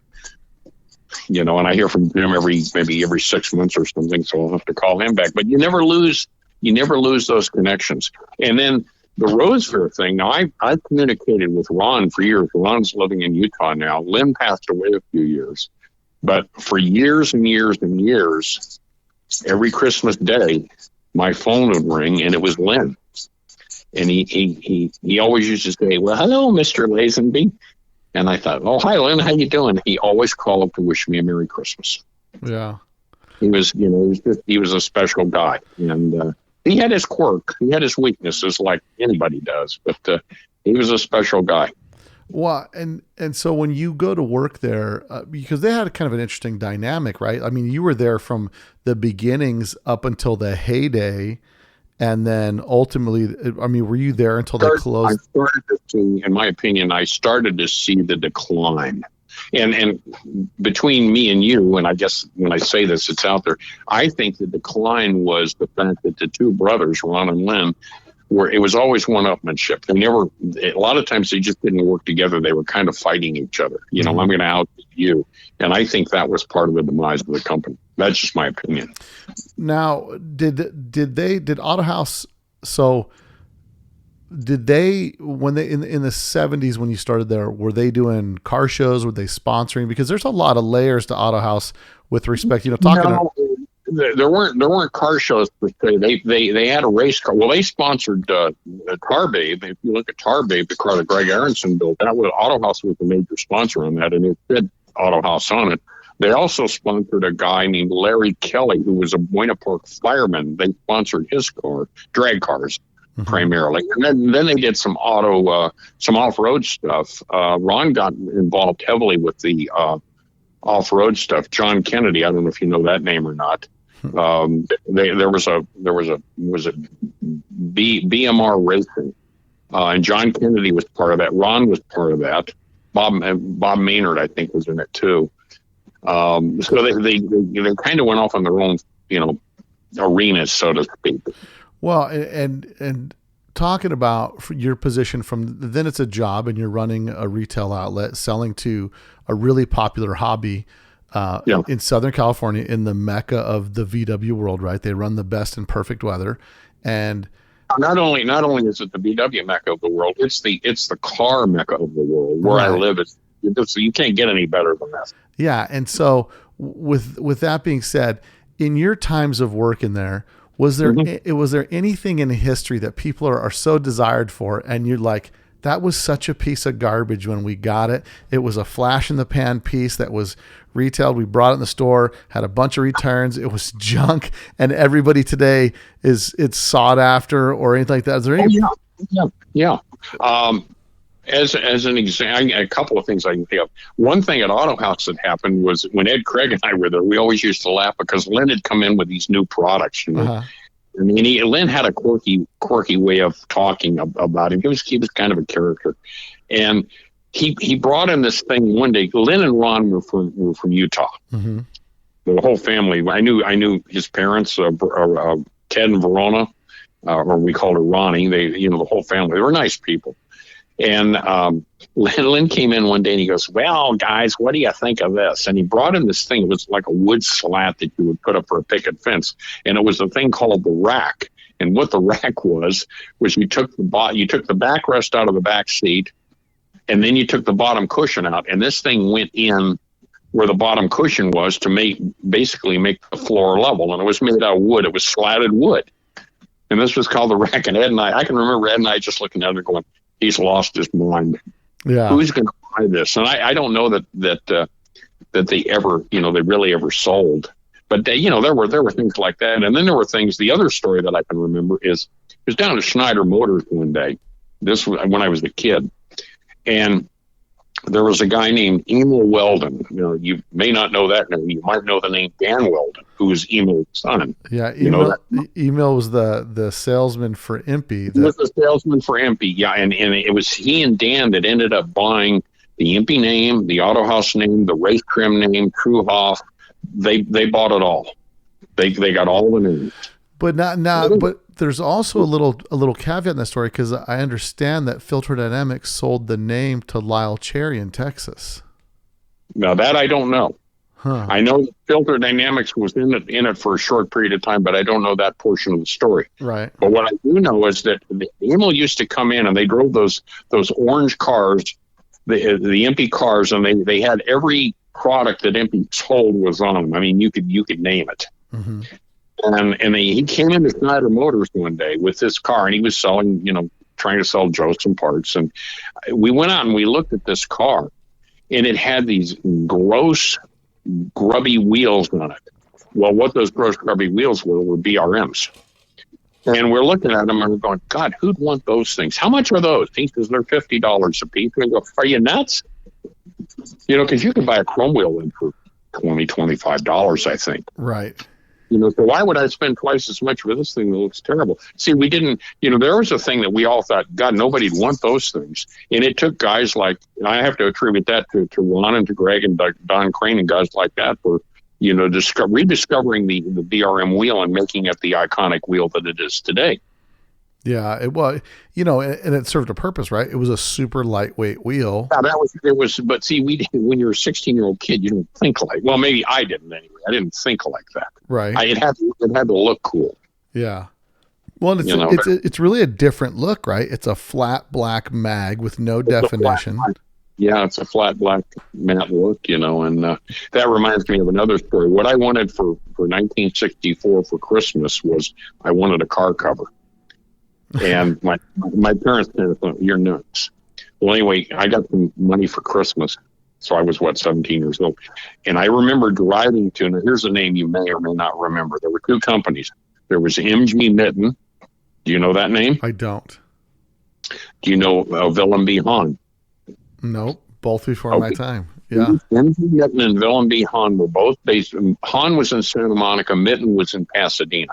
A gal named Marion Weber owned MG Mitten. And what she did, she started this company where they did things like luggage rack, Amco shift knobs, the badges, all that kind of stuff. Well, Marion got this idea one day. He said her husband had an MG. That's why they called it MG Mitten. And she wanted to get a cover for her husband. So she had a guy named Bob Lickman, who was in the rags business, make her a cover. Well, if you look at Covercraft Industries today, pattern number one, and they have thousands and thousands of patterns. Pattern number one is an MG, an early MG, a TC or TD cover. Oh wow! And I bought my first car cover from Marion Weber. She handed it to me across the counter in 1964. I drove to Pasadena to get it. That was a big deal. Yeah. Yeah. And then I ended up, I was a Covercraft distributor for years. I sold Covercraft products for 45 years.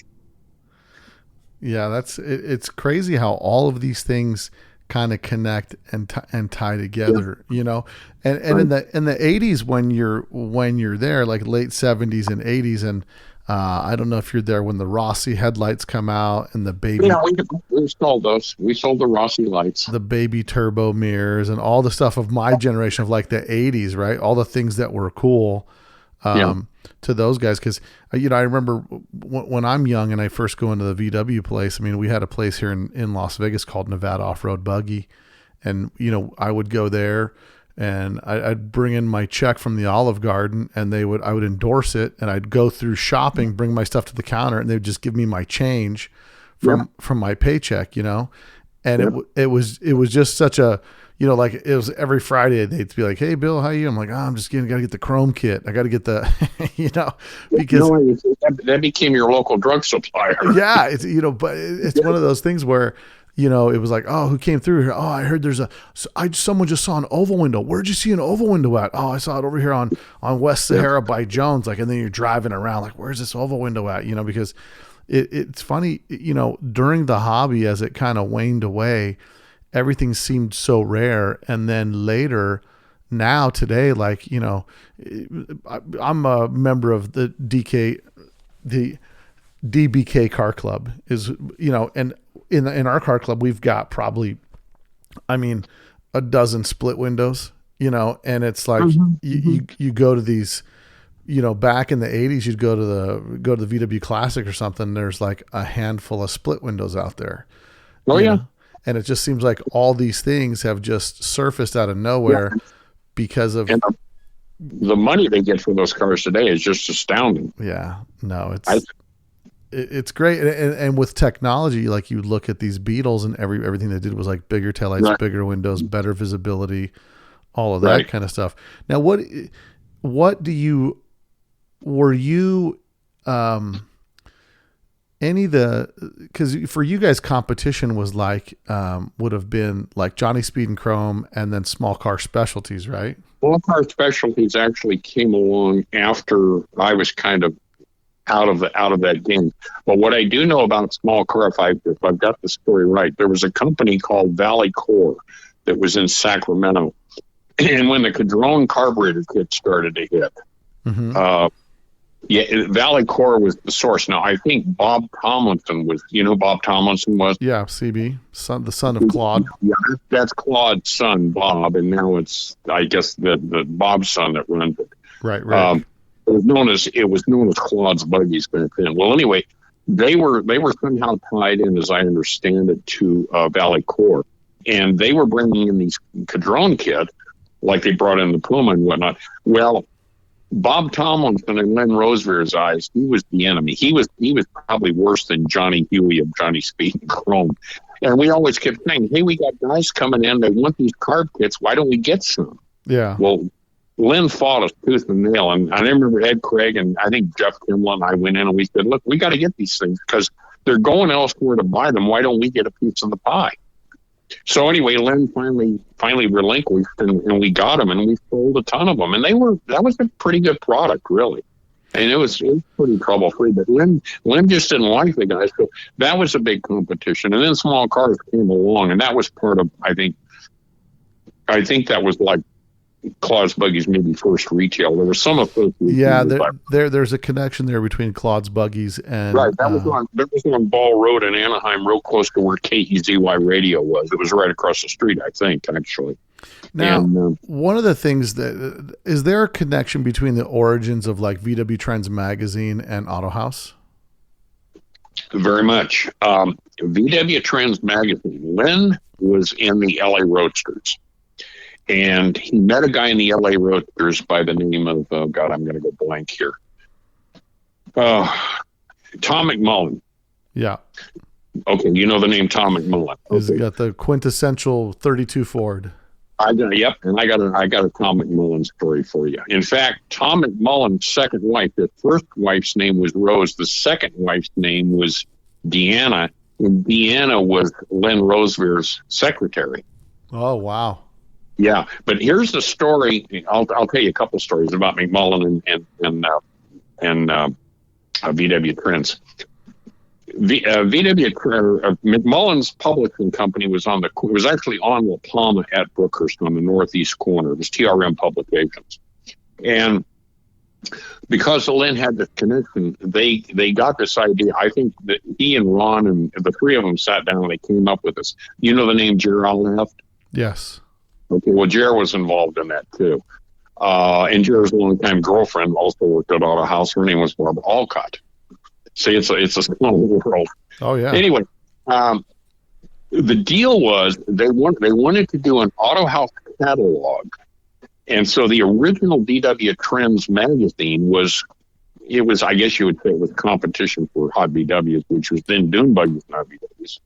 And what they did is they ended up putting the Autohaus catalog in the middle of the magazine. Have you ever seen one of those? No, I haven't seen one of those.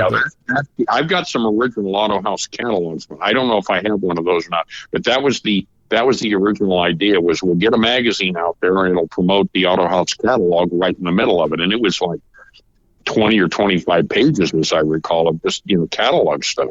Was it a pull-out catalog or was it part of the magazine? No, it was just within the pages of the magazine.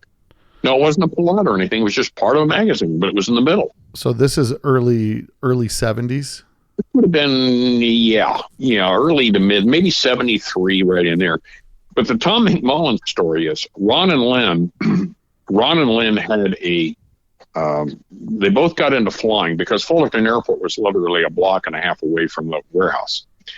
So they both got their pilot's license, and they bought together as a company plane. They had a Cherokee 6. In fact, Ed Craig and I and what was the other guy's name? The guy that started the Autohaus franchise in Utah. We flew in that Cherokee 6 from Fullerton up there and back. But the story goes, so one morning I get a call from Lynn. I think it was at the Point of Park store, which is only about a mile and a half away. I get a call. He says, "Hey, what are you doing?" This is, "What do you mean, what am I doing?" He says, "You want to go to lunch?" I go, "Yeah, why?" He says, "Well, come on over here." I said, "Well, my wife's name is Christy." I said, "Christy's here." He says, "Bring her." So we go over to the warehouse. We get in the car. We drive over to Fulton Airport. Ron, Lynn, my wife, and myself get in the aircraft, and we fly to Catalina Island for breakfast or for lunch. And what I didn't realize until we got up in the air, Lynn had just gotten his pilot's license that morning. Oh, good grief! I'm going, "Oh God, we're gonna die. we're just gonna die." So we did that, but they had this aircraft and we flew. Well, anyway, Tom McMullen, back to his part of the story. Tom was probably the guy who was instrumental in getting Ron and Lynn into that. Tom McMullen had a MiG trainer jet that he used to fly. So one day, I'm in the office, and Lynn says, "Hey, I just got a call from Tom. We got to go over to Long Beach to pick Tom up. He's flying in." So we go over there, and he flew in this MiG trainer, and it was a jet, and he comes out, and Tom was physically stature. He was a little guy, but he wore this bright yellow flight suits. He wore the orange flight suit, and he was kind of loud and obnoxious. Right. There's no other way to describe. That was just Tom. So anyway, Indiana's with him, his wife. So we pick him up. We were in Lynn's Mercedes. We go back over. He wants to stop and have lunch. So we went over. Ironically, you know about Nick's Burgers. I do. Okay, yes. Well, at that corner from that, there's a place used to be Fires. The building's still there. It's something else now. I think it's called Salt and Pepper. But anyway, we went over there to have lunch, and Tom comes walking in this orange jumpsuit, and everybody is, of course, looking at him like, "Who is this guy?" I mean, he's loud and whatnot. We had lunch, and then we ended up going from there. We took him up to his house. Now, he lived up in the Fullerton Hills, right off of Euclid, and we went up there. So we go in the house. And I drive by the house all the time now. Every time I go by the thing, he had a cage in the back. He had a cheetah in the cage. This is the kind of Tom McMullen was. So, that was my encounter with McMullen, but he was the guy kind of behind. He did Chopper magazines, and I think he did Lowriders and things like that. And that's where the VW trends, the origins of it came from. And they did several issues. Ed Craig was pretty involved in that. I never got that involved in it. Well, but he was kind of involved in it. Yeah, and talking to Ron, they had a company called Graphic House. Mm-hmm. That would print their because back then the big deal was print catalogs, right? Like that was. And Graphic House. They also had a place called Race Trim. Did he tell you about that? He did, yeah. So where he started having some parts manufactured for them. When I went to work there, they were doing the wood grain dashes for the VWs. The 3-piece that you put on the dash, and then they did doorknobs and things like that. A lot of wood, and they were also doing fiberglass kits. They were doing sedan hoods, deck lids, flared fenders, and then they did Baja kits. A full Baja kit, and they made them two ways. They made them chopper gun or hand laid glass. Yeah. We had a lot of that stuff, and we sold a lot of it.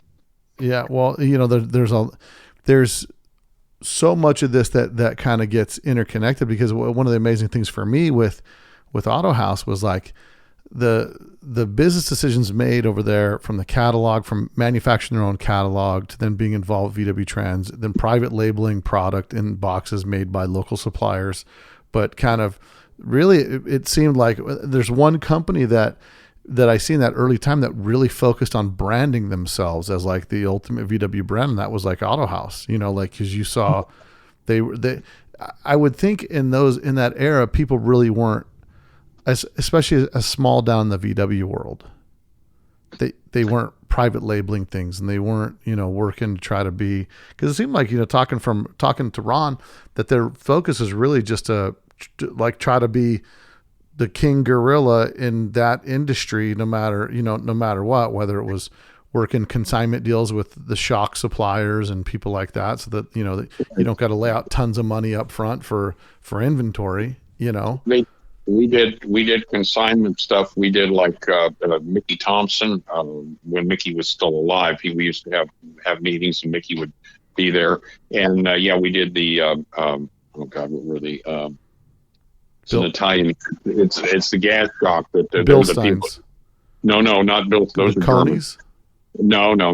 We sold all those, but no, the Decarbone. Decarbone, they were gas shocks. That was actually the family that created the gas shock. We sold those, and they were branded under Mickey Thompson's label. Oh, wow.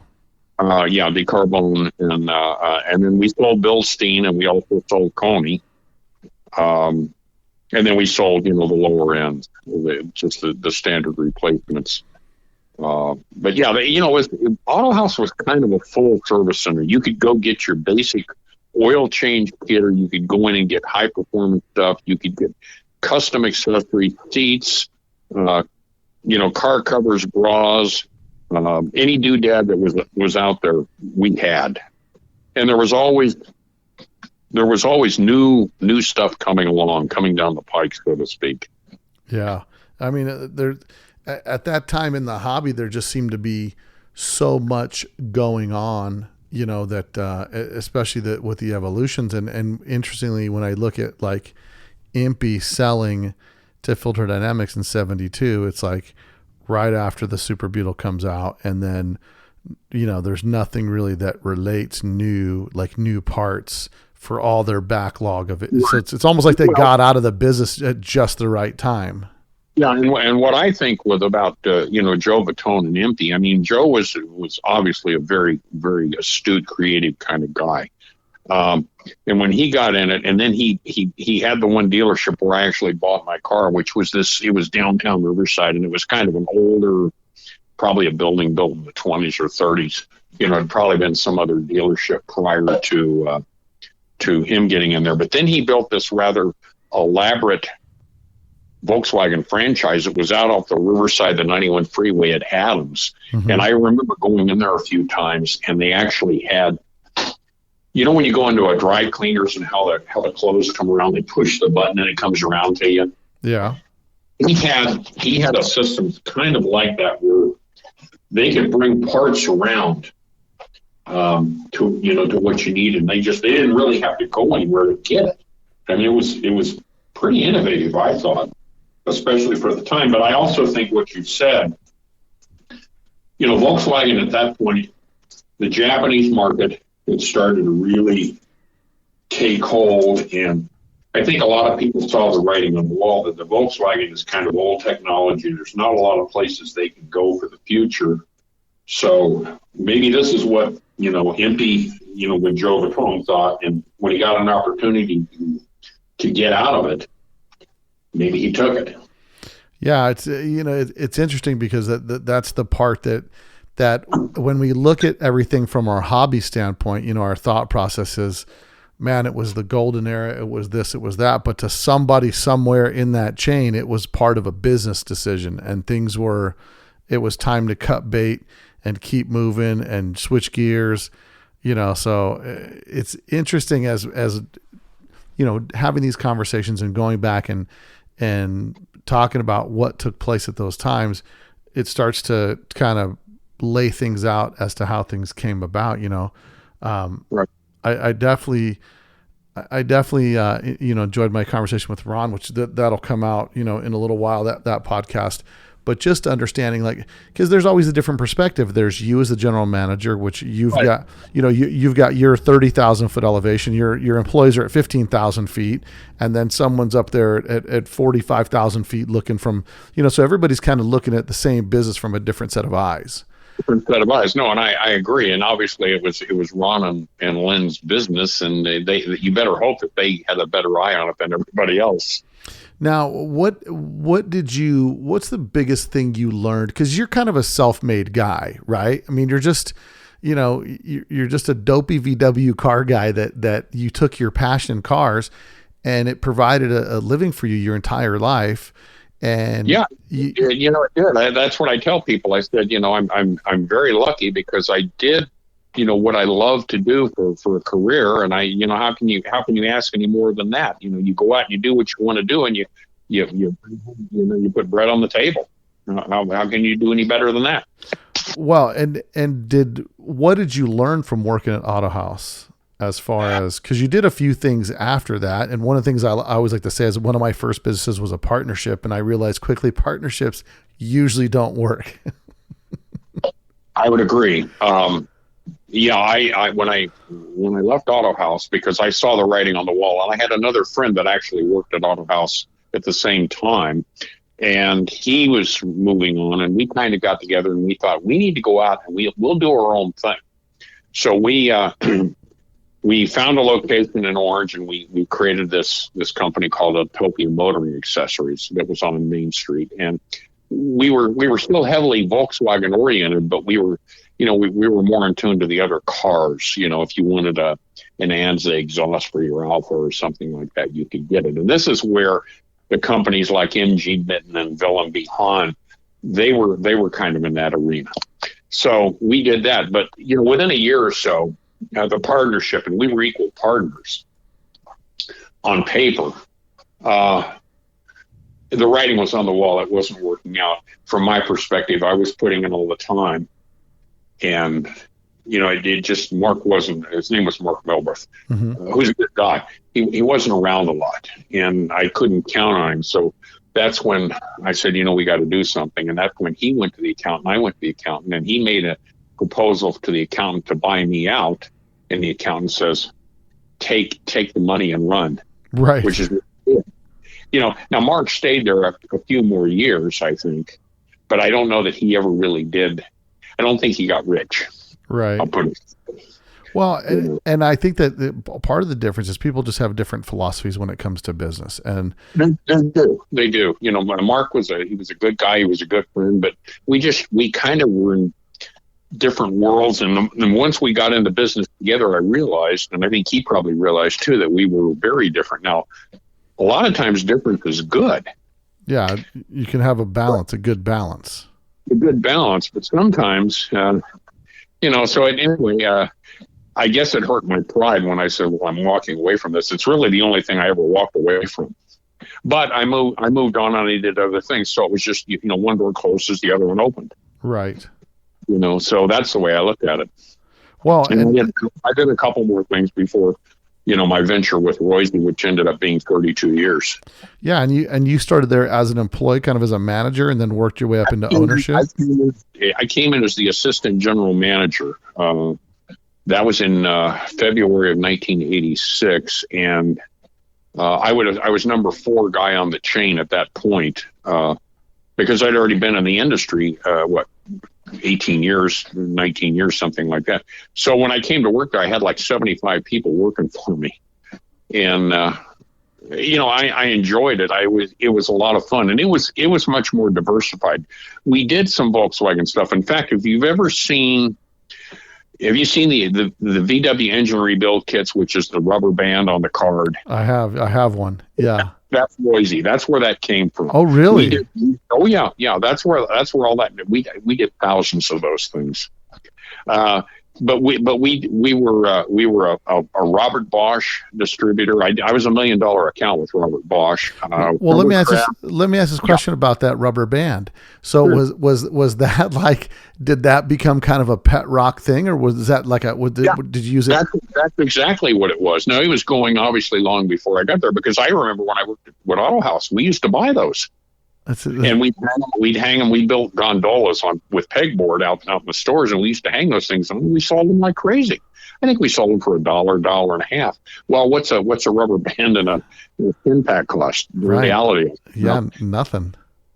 But we did that. So Royce was much more diversified. We were big into foreign carb kits. We were a Bosch account, a major Bosch account. We were a major Hella account. We imported stuff.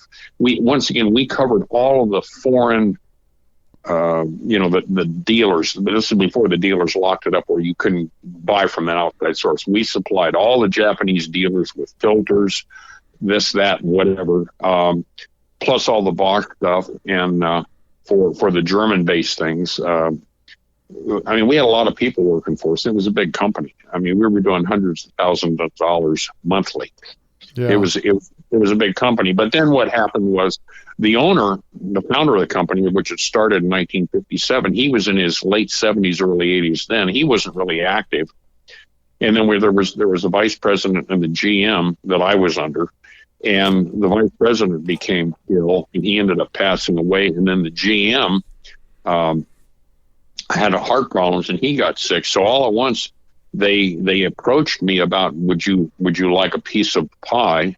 And I had asked that question when I first went there, and I was told no, but it was a pretty good position. So I thought, well, it's worth the try. So anyway, as these people dropped off, the stock got retired, and I ended up acquiring the stock. So I ended up owning the whole company. And that's what people always say. Well, you want everything, but when you get the hot potato and you've got it in your hand, then you got to deal with it. Right. And sometimes be careful what you wish for. You might get it. Exactly. But I did. I had a lot of people, and we had about a 20,000 foot building over in Torrance, and we ended up moving out of there. We moved to Orange County. Moved a couple of times to Orange County, and the last place we were at, I could walk to from my house, and that worked out good. It was smaller, and I had less people, which was, in my perspective, less headaches. And the industry during that time, the industry had changed dramatically. Everybody was becoming automated, and a lot of the stuff that was really hot 20 years before, you couldn't give away anymore. The whole thing had changed, and I suspect in the Volkswagen world that happened too. Well, and what's interesting in the automotive industry, there's probably a 10 to 15 year gap when something's valuable. Then all of a sudden it drops off because automotive change or whatever. And then about 15 years later, as those things start to come back, that's where we get all of our NOS stuff from, right? Like these. Yeah, it kind of cycles through. And you're right. They talk about, well, this is brand new. No, nothing is new. It's all just reinvented. Right. It's just a modification of somebody else's idea. It's been gone long enough that people forget, and then all at once you come up with this new fabulous idea. And you reinvent the wheel, so to speak. Now, just speaking on the standpoint of like you're back there in the 60s, with your car, with your 63 Bug and all that stuff. Mm-hmm. What is the and only asking because I've got a Corvair. What was the impression of the Corvair when it came out by VW people? Or was it hated? I don't think it was hated. In fact, my wife had two Corvairs when I was dating her. She had both coupes, first and second generation. We used to go everywhere in them, and I loved them, frankly. A longtime friend involved in the Volkswagen world, Mark Bueller, he had a bus with a Corvair in it. He was involved with Ron Fleming and the Underdog towards the end of that era. They were kind of a novelty, I think. Right. I don't think people, they were air-cooled, that are kind of in the same family. They were different. I don't think people hated them. I personally didn't. I always found them kind of innovative, and I think that, with the press like that Ralph Nader gave them, I thought they got bad press, frankly. I thought it wasn't that bad of a car. It was a pretty good car, really. Yeah, no, I'm interested in it because it seems to be this little gap, and I'm a late model Corvair guy. I really only like the late models because it's like a baby Camaro, and it looks like my Riv, and I think they're all designed by the same guy, and it has kind of that kind of shark kind of vibe to it, and I think the technology, coming from the Volkswagen world, and just recently in the past couple of years getting into them, I'm completely amazed.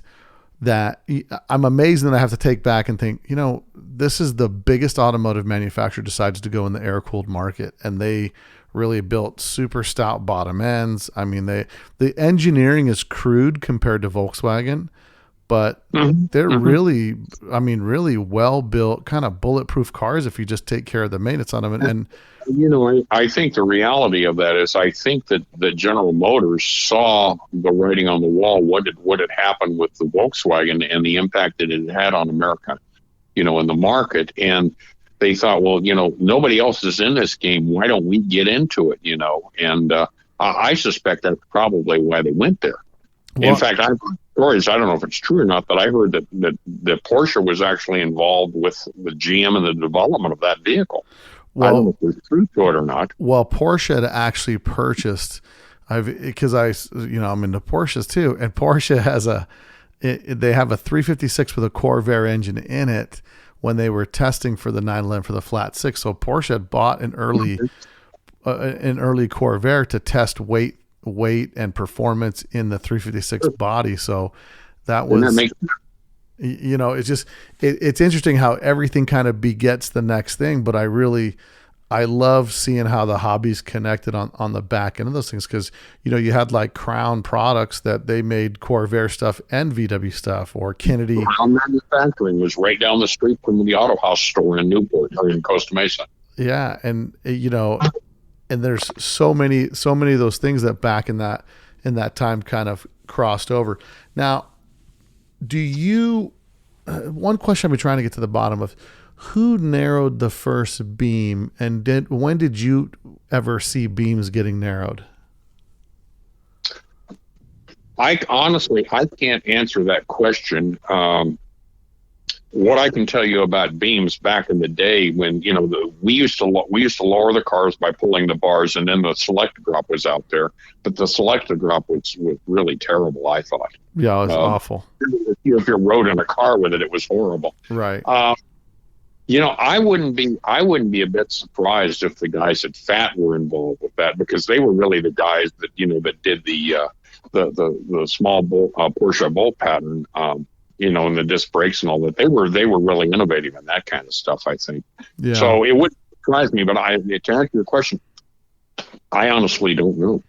Yeah, I've kind of put that question out on my podcast. I've had a few different answers, but I've had some people tell me about, they've seen beams narrowed in the late 70s, where there were cars that had narrowed beams where. I never saw one. I'm not going to say they didn't exist, but I certainly never saw one. Well, because that was the challenge in the 70s. You wanted wider tires for better traction, but you couldn't fit them underneath the fender wells. Then you'd have to get fiberglass flared fenders. Then it lost the kind of look of the bug. Right. Yeah, I don't recall ever seeing narrowed beam until sometime in the 80s. Now, they probably existed prior to that, but I just don't remember them. Now, did Autohaus ever have a bug built like the sticker? They had that sticker, that's with the little character in it, the kind of the big nose sticking out the window. Yes. Yeah, that's Dave Deal that did that. He's also the guy, I believe, that did the cartoon work for MG Mitten and people like that. Lynn Rosevear had a Beetle. It was an orange Beetle, and of course, because it was the company vehicle, it had all that stuff on it. It had the glass front hood with the indents in it. It had the deck lid. It had the flared fenders on it. Was it ever exactly like that? No, but that could have been taken from when Dave Deal saw it. He could have done a character from that. But beyond that, Ron really never had. Ron had a Sterling. You remember the Sterlings? I do. Yeah, Ron had one of those, and then they had it was about a '68 Type 2 bus that was painted the orange, and that was like one of the company buses. But those are the only cars that I really remember that were, if you want to call them company related. Right.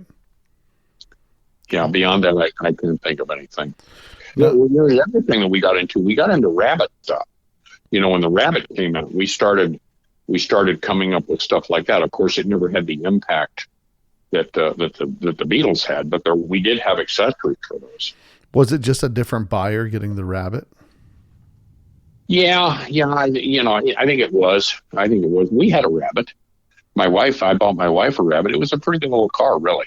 Yeah. No, they were. I mean, that's one of the first hatchbacks that comes out that starts the whole hatchback thing after that. Right. The hatchback thing, and one of the things that Autohaus sold that was kind of innovative, I thought, that we had the Rabbit, and behind the rear seat there was a well where the spare tire went. Right. Well, some guy, and this is one of these stories where the guy comes in one day and talks to Lynn.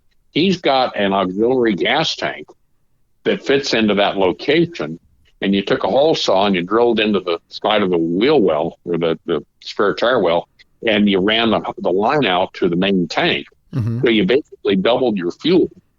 And we used to we had one in her car, and we used to take that car and go up to Mammoth and go skiing, and you could go all the way up there and back and never have to stop for gas. Oh yeah, that's Now, the bad part of that is, heaven forbid if you got rear-ended. yeah. But that was one of the big things that we had, and there was a lot of trinket stuff for them. I don't remember a lot of performance stuff. I think we had some headers, some things like that. We got into the mini truck thing too. And then by the time you leave over there at Autohaus, you're not actively in the VW scene and doing too much.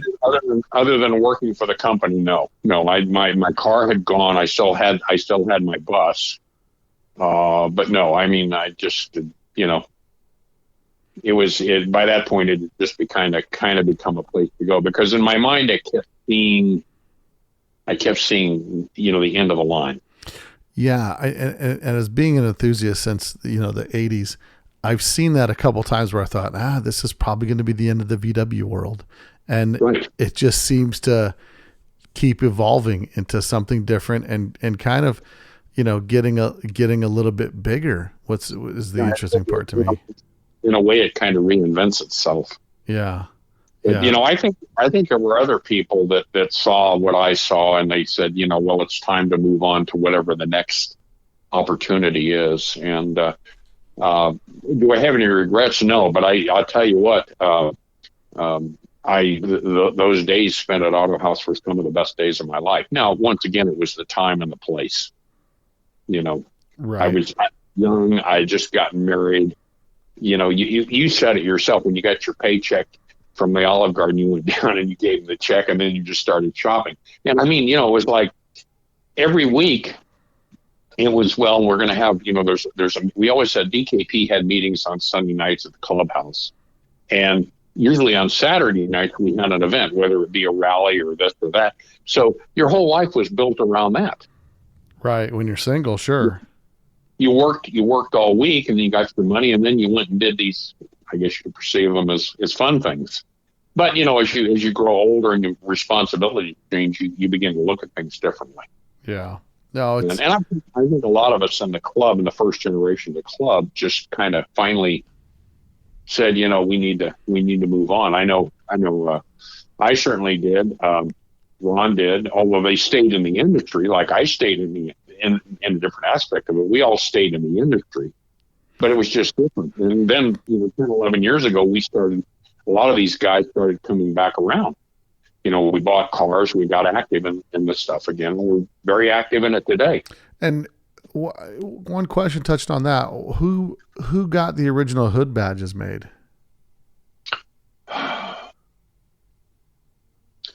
That's the $20 question. No, just out of curiosity, because usually if something like that comes up, it's like a guy's got a buddy who's got a this. You know what I mean?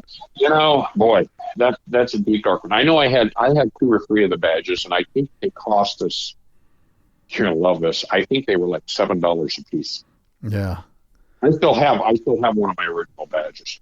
And no, it's not for sale. Well, I still have my original DKP membership card. One of 3 cards that were issued that does not have a serial number on it. It simply says council, and it's signed by Keith Dayton and Gary Huggins. And I'm probably the only one of those on the planet. And what would you guys use the cards for? It was just an identification thing. We used to have cards that, if you pulled up and somebody was having problems with the car, you'd help them, and then you'd give them a card, you've been assisted by member of their Kliner Panzers. Oh, really? It's kind of a novelty thing, but yeah, we all had membership cards. Yeah. The badge thing, boy, I know a couple of guys over the years have done recreations or reissues on them. I don't want to give out names on that, but I do know they've been done. Right. But yeah, the original ones, I don't know. I just remember they were like $7. And boy, do I remember when I got my car back from Becker's, and we had to drill the hole. We had to drill 2 holes in the hood to put that badge on. I couldn't do it. Jim Edmonston did it. I had to look away. And now Beckers, how did Beckers become the guy for the VW guys?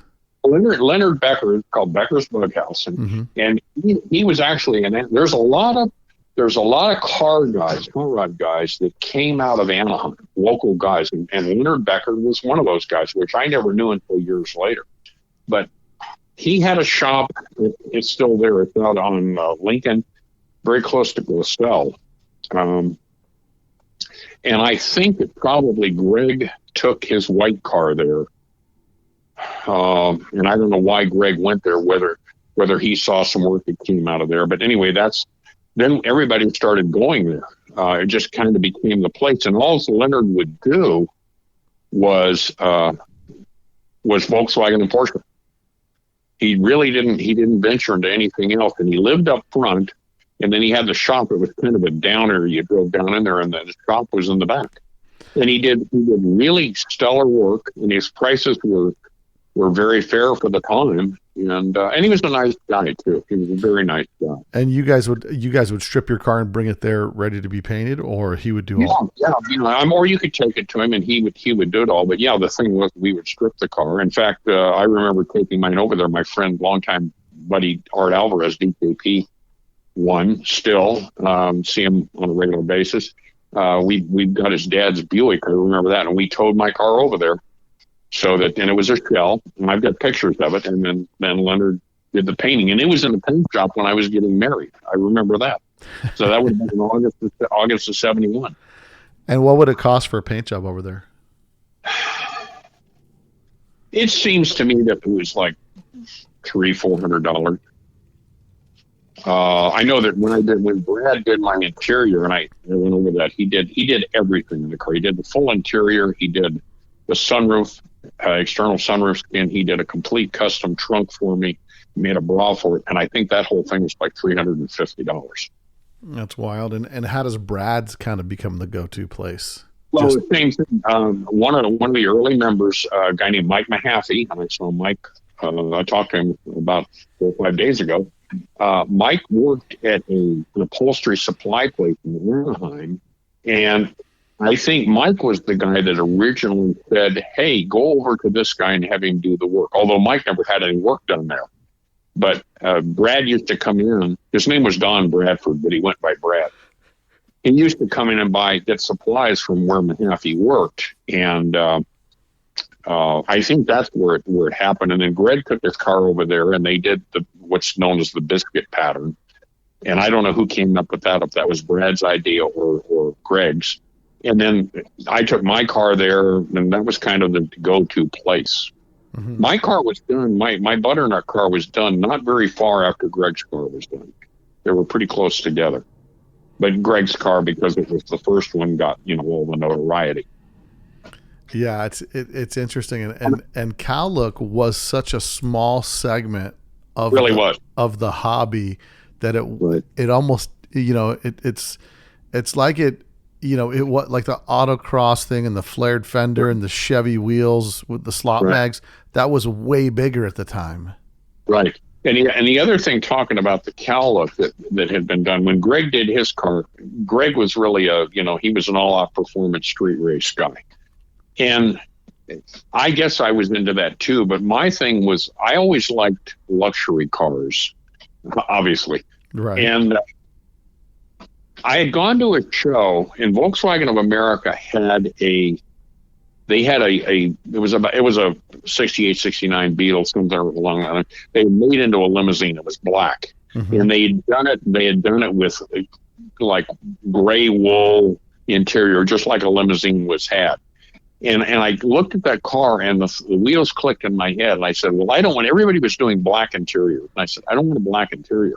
I want to do something different. And I don't want to, Greg had fiberglass seats in the car, and I didn't want that. I wanted something more cush. So we went different routes then. And my thing was, I want to do something more on an upscale luxury type thing. So I went with it was a sort of a chocolate brown interior to match the gold, or to contrast with the gold exterior. And I found a material that looked like suede. It really wasn't suede, but I had all the inserts done in that. I had the headliner done in it, and no one had ever gone that way before. It was all black vinyl. Everybody was doing black vinyl, and I just said I want something different. So we were done at the same time, or pretty close to the same time, but with two different approaches. Yeah, on how to do it. Well, I think it's really neat to get down into the origins of how it all came together, and just like everything else in history, sometimes things are based on proximity or availability, and it just kind of becomes the way that those things were put together, and through certain people, the same paint guys, same upholstery guys, all that stuff. I think it's kind of neat to hear the backstory of how it all kind of came together. Well, that holds true even with me today. Years ago, when I got into the Chrysler thing, I had a friend that, I was looking to have some interior work done. And he says, "Well, go to this guy." He says, this is the story. He says, "When you go in and meet this guy, you'll have no confidence in him whatsoever." And he was exactly right. Well, he ended up doing about 6 or 7 cars for me, and I mean complete. He did complete interiors in full leather, and I still use the guy to this day. So, and I've seen a ton of people. In fact, some of the VW guys go there now too. Yeah. So that's the way all that stuff works. You find somebody that's good at what you want done, and then they get, their name kind of carries on, and you just go from that point. No, I completely agree. It's, some of the strangest guys you meet, they're more artistic than they are, kind of on a social basis, but sometimes their work speaks for itself. So exactly. Well, everybody's a little bit nuts, right? Yeah, and maybe that's the thing we got to think sometimes. When we think everybody's a little crazy, maybe we got to look in the mirror. See. Yeah, we're all crazy, and I look at this sometimes and I go, "Why do I have all this stuff? What's wrong with me? Is it a gene defect?" Right. Yeah, no, there's definitely I said that to my wife not long ago when I was talking to a buddy. I was interviewing a guy, Lee Bashaw, and he has a cow look bug it was a Duran Kafer car, super nice. He lives up in Sacramento. I mean, it's just an immaculate car. And I said to my wife, how come I just can't have one really nice car and be happy? Like, I've always got to have, because I kind of like the experience being able to come home and drive this or take that one out, because each one has quite a bit different character to them. But it's just kind of I don't know. I mean, and it's one of those things where it's like, because I can. I mean, for me, I grew up poor, didn't have anything, and thought, when I get a couple nickels to rub together, I'm going to buy the stuff that I want to drive. Yeah, the other part of that is, I think I've always been, people say you're very detail oriented, you're very picky, and I guess I am. I don't see it that way, but the reality is, I've had enough people tell me that there must be some truth in it. But I know when I've done cars, and I try to do the ultimate cars, like when I did this one Chrysler, I spent 8.5 years on it, and it was nuts. Mm-hmm. But now I look at the car and people come up and in fact, that car, Maestro, the model company, made a model off the car. Oh, wow. So that tells you I guess the quality of the car. But yet I sit there and I look at it and I see a billion flaws. Yeah. Why did I do that? That could have been done a lot better. Well, gee, this is not right. So, what is perfection? What looks good to you now, you look at a few years and you go, well, that doesn't look so good. Yeah.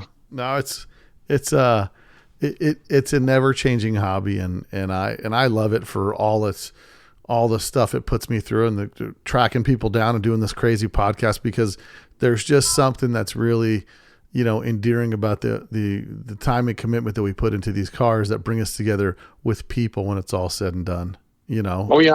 Yeah. So no, they're definitely a part of my life, and I'm glad, I thank God every day that, I was able to do this and have such a fun time doing it. No, listen, that's great. And you've got some great cars in your entire collection. The one of these days when I'm down there, Orange County, I'm going to stop by and check out. I want to come by and check out some of the Chryslers because I'm really intrigued by the Chrysler stuff that goes way off the deep end with the some of those are the cars with some of the push button transmissions, right? Yeah, they're push button torque flight cars. Yeah, well, you're always invited, and I'll take you out and I'll make you a believer. Well, I think it's too cool. But last question: any car that got away that you wish, in hindsight, you wish you would have never sold, out of everything you've ever owned? Well, just do I have to nail it down to a single car? Yes. Oh, boy. Can I nail it down to two cars? Yeah, you can do two. The two cars would be my original VW. I miss that car. I think about it often, and I was going to, when I got back into the thing, I was going to do a recreation, and in fact, the car has been recreated, so I'm told, and I've seen pictures of the car in Europe. And then I realized that I'm too old to be doing this. It's not feasible to buy something that's done. That car would be one, and the other car would be I had a 1955 Tango red Chrysler C300 the first year of the car. And the first 2 years of those cars are very special to me. And I sold that car, and it went to Belgium. And I regret that. So those would probably be the two that I wish I could. I mean, there's others, but those would probably be the top two that I wish I could, get back. Yeah, no, listen, there's always... The VW is long gone. I don't know where that. I'm sure nothing. Maybe pieces of that exist. The Chrysler 300 does exist in a museum in Belgium, or in a private collection in Belgium. So that would be obtainable if money was no object and the guy was willing to sell. Yeah. Well, that's great, John. I can't tell you how much I appreciate you taking the time to chat with us.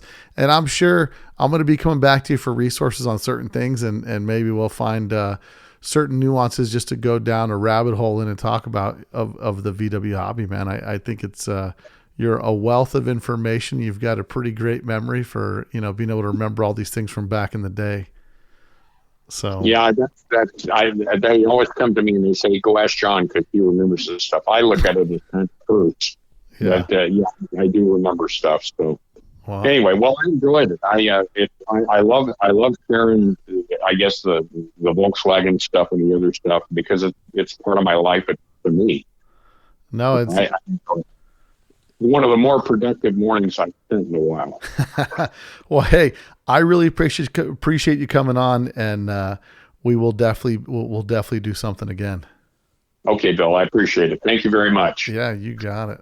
I hope you guys took a lot of notes because there was tons of information in that podcast, a lot of history, and John Lazenby's probably got to be one of the guys that he's got a memory like a steel trap, and everything he's got locked in there from names and people and cars and all that stuff. So it was a long ride, but it was a great ride because we got a lot of detail into the early scene of Southern California and so many varied planes of it with the difference of these cars and the places that there were, the shops and the shops that were available at the time and some of the places they source things. So it's a wealth of information, and like I do on this podcast, I like to get all of it in there, and sometimes they're a little bit longer than normal, and I think that's even better because the more information we get, the better we understand the history and we see how the hobby came together before we were around. So I appreciate John for coming on the podcast. It was great. So, and if you guys enjoyed that podcast, make sure you share it with your friends, copy and paste wherever you're listening to this from,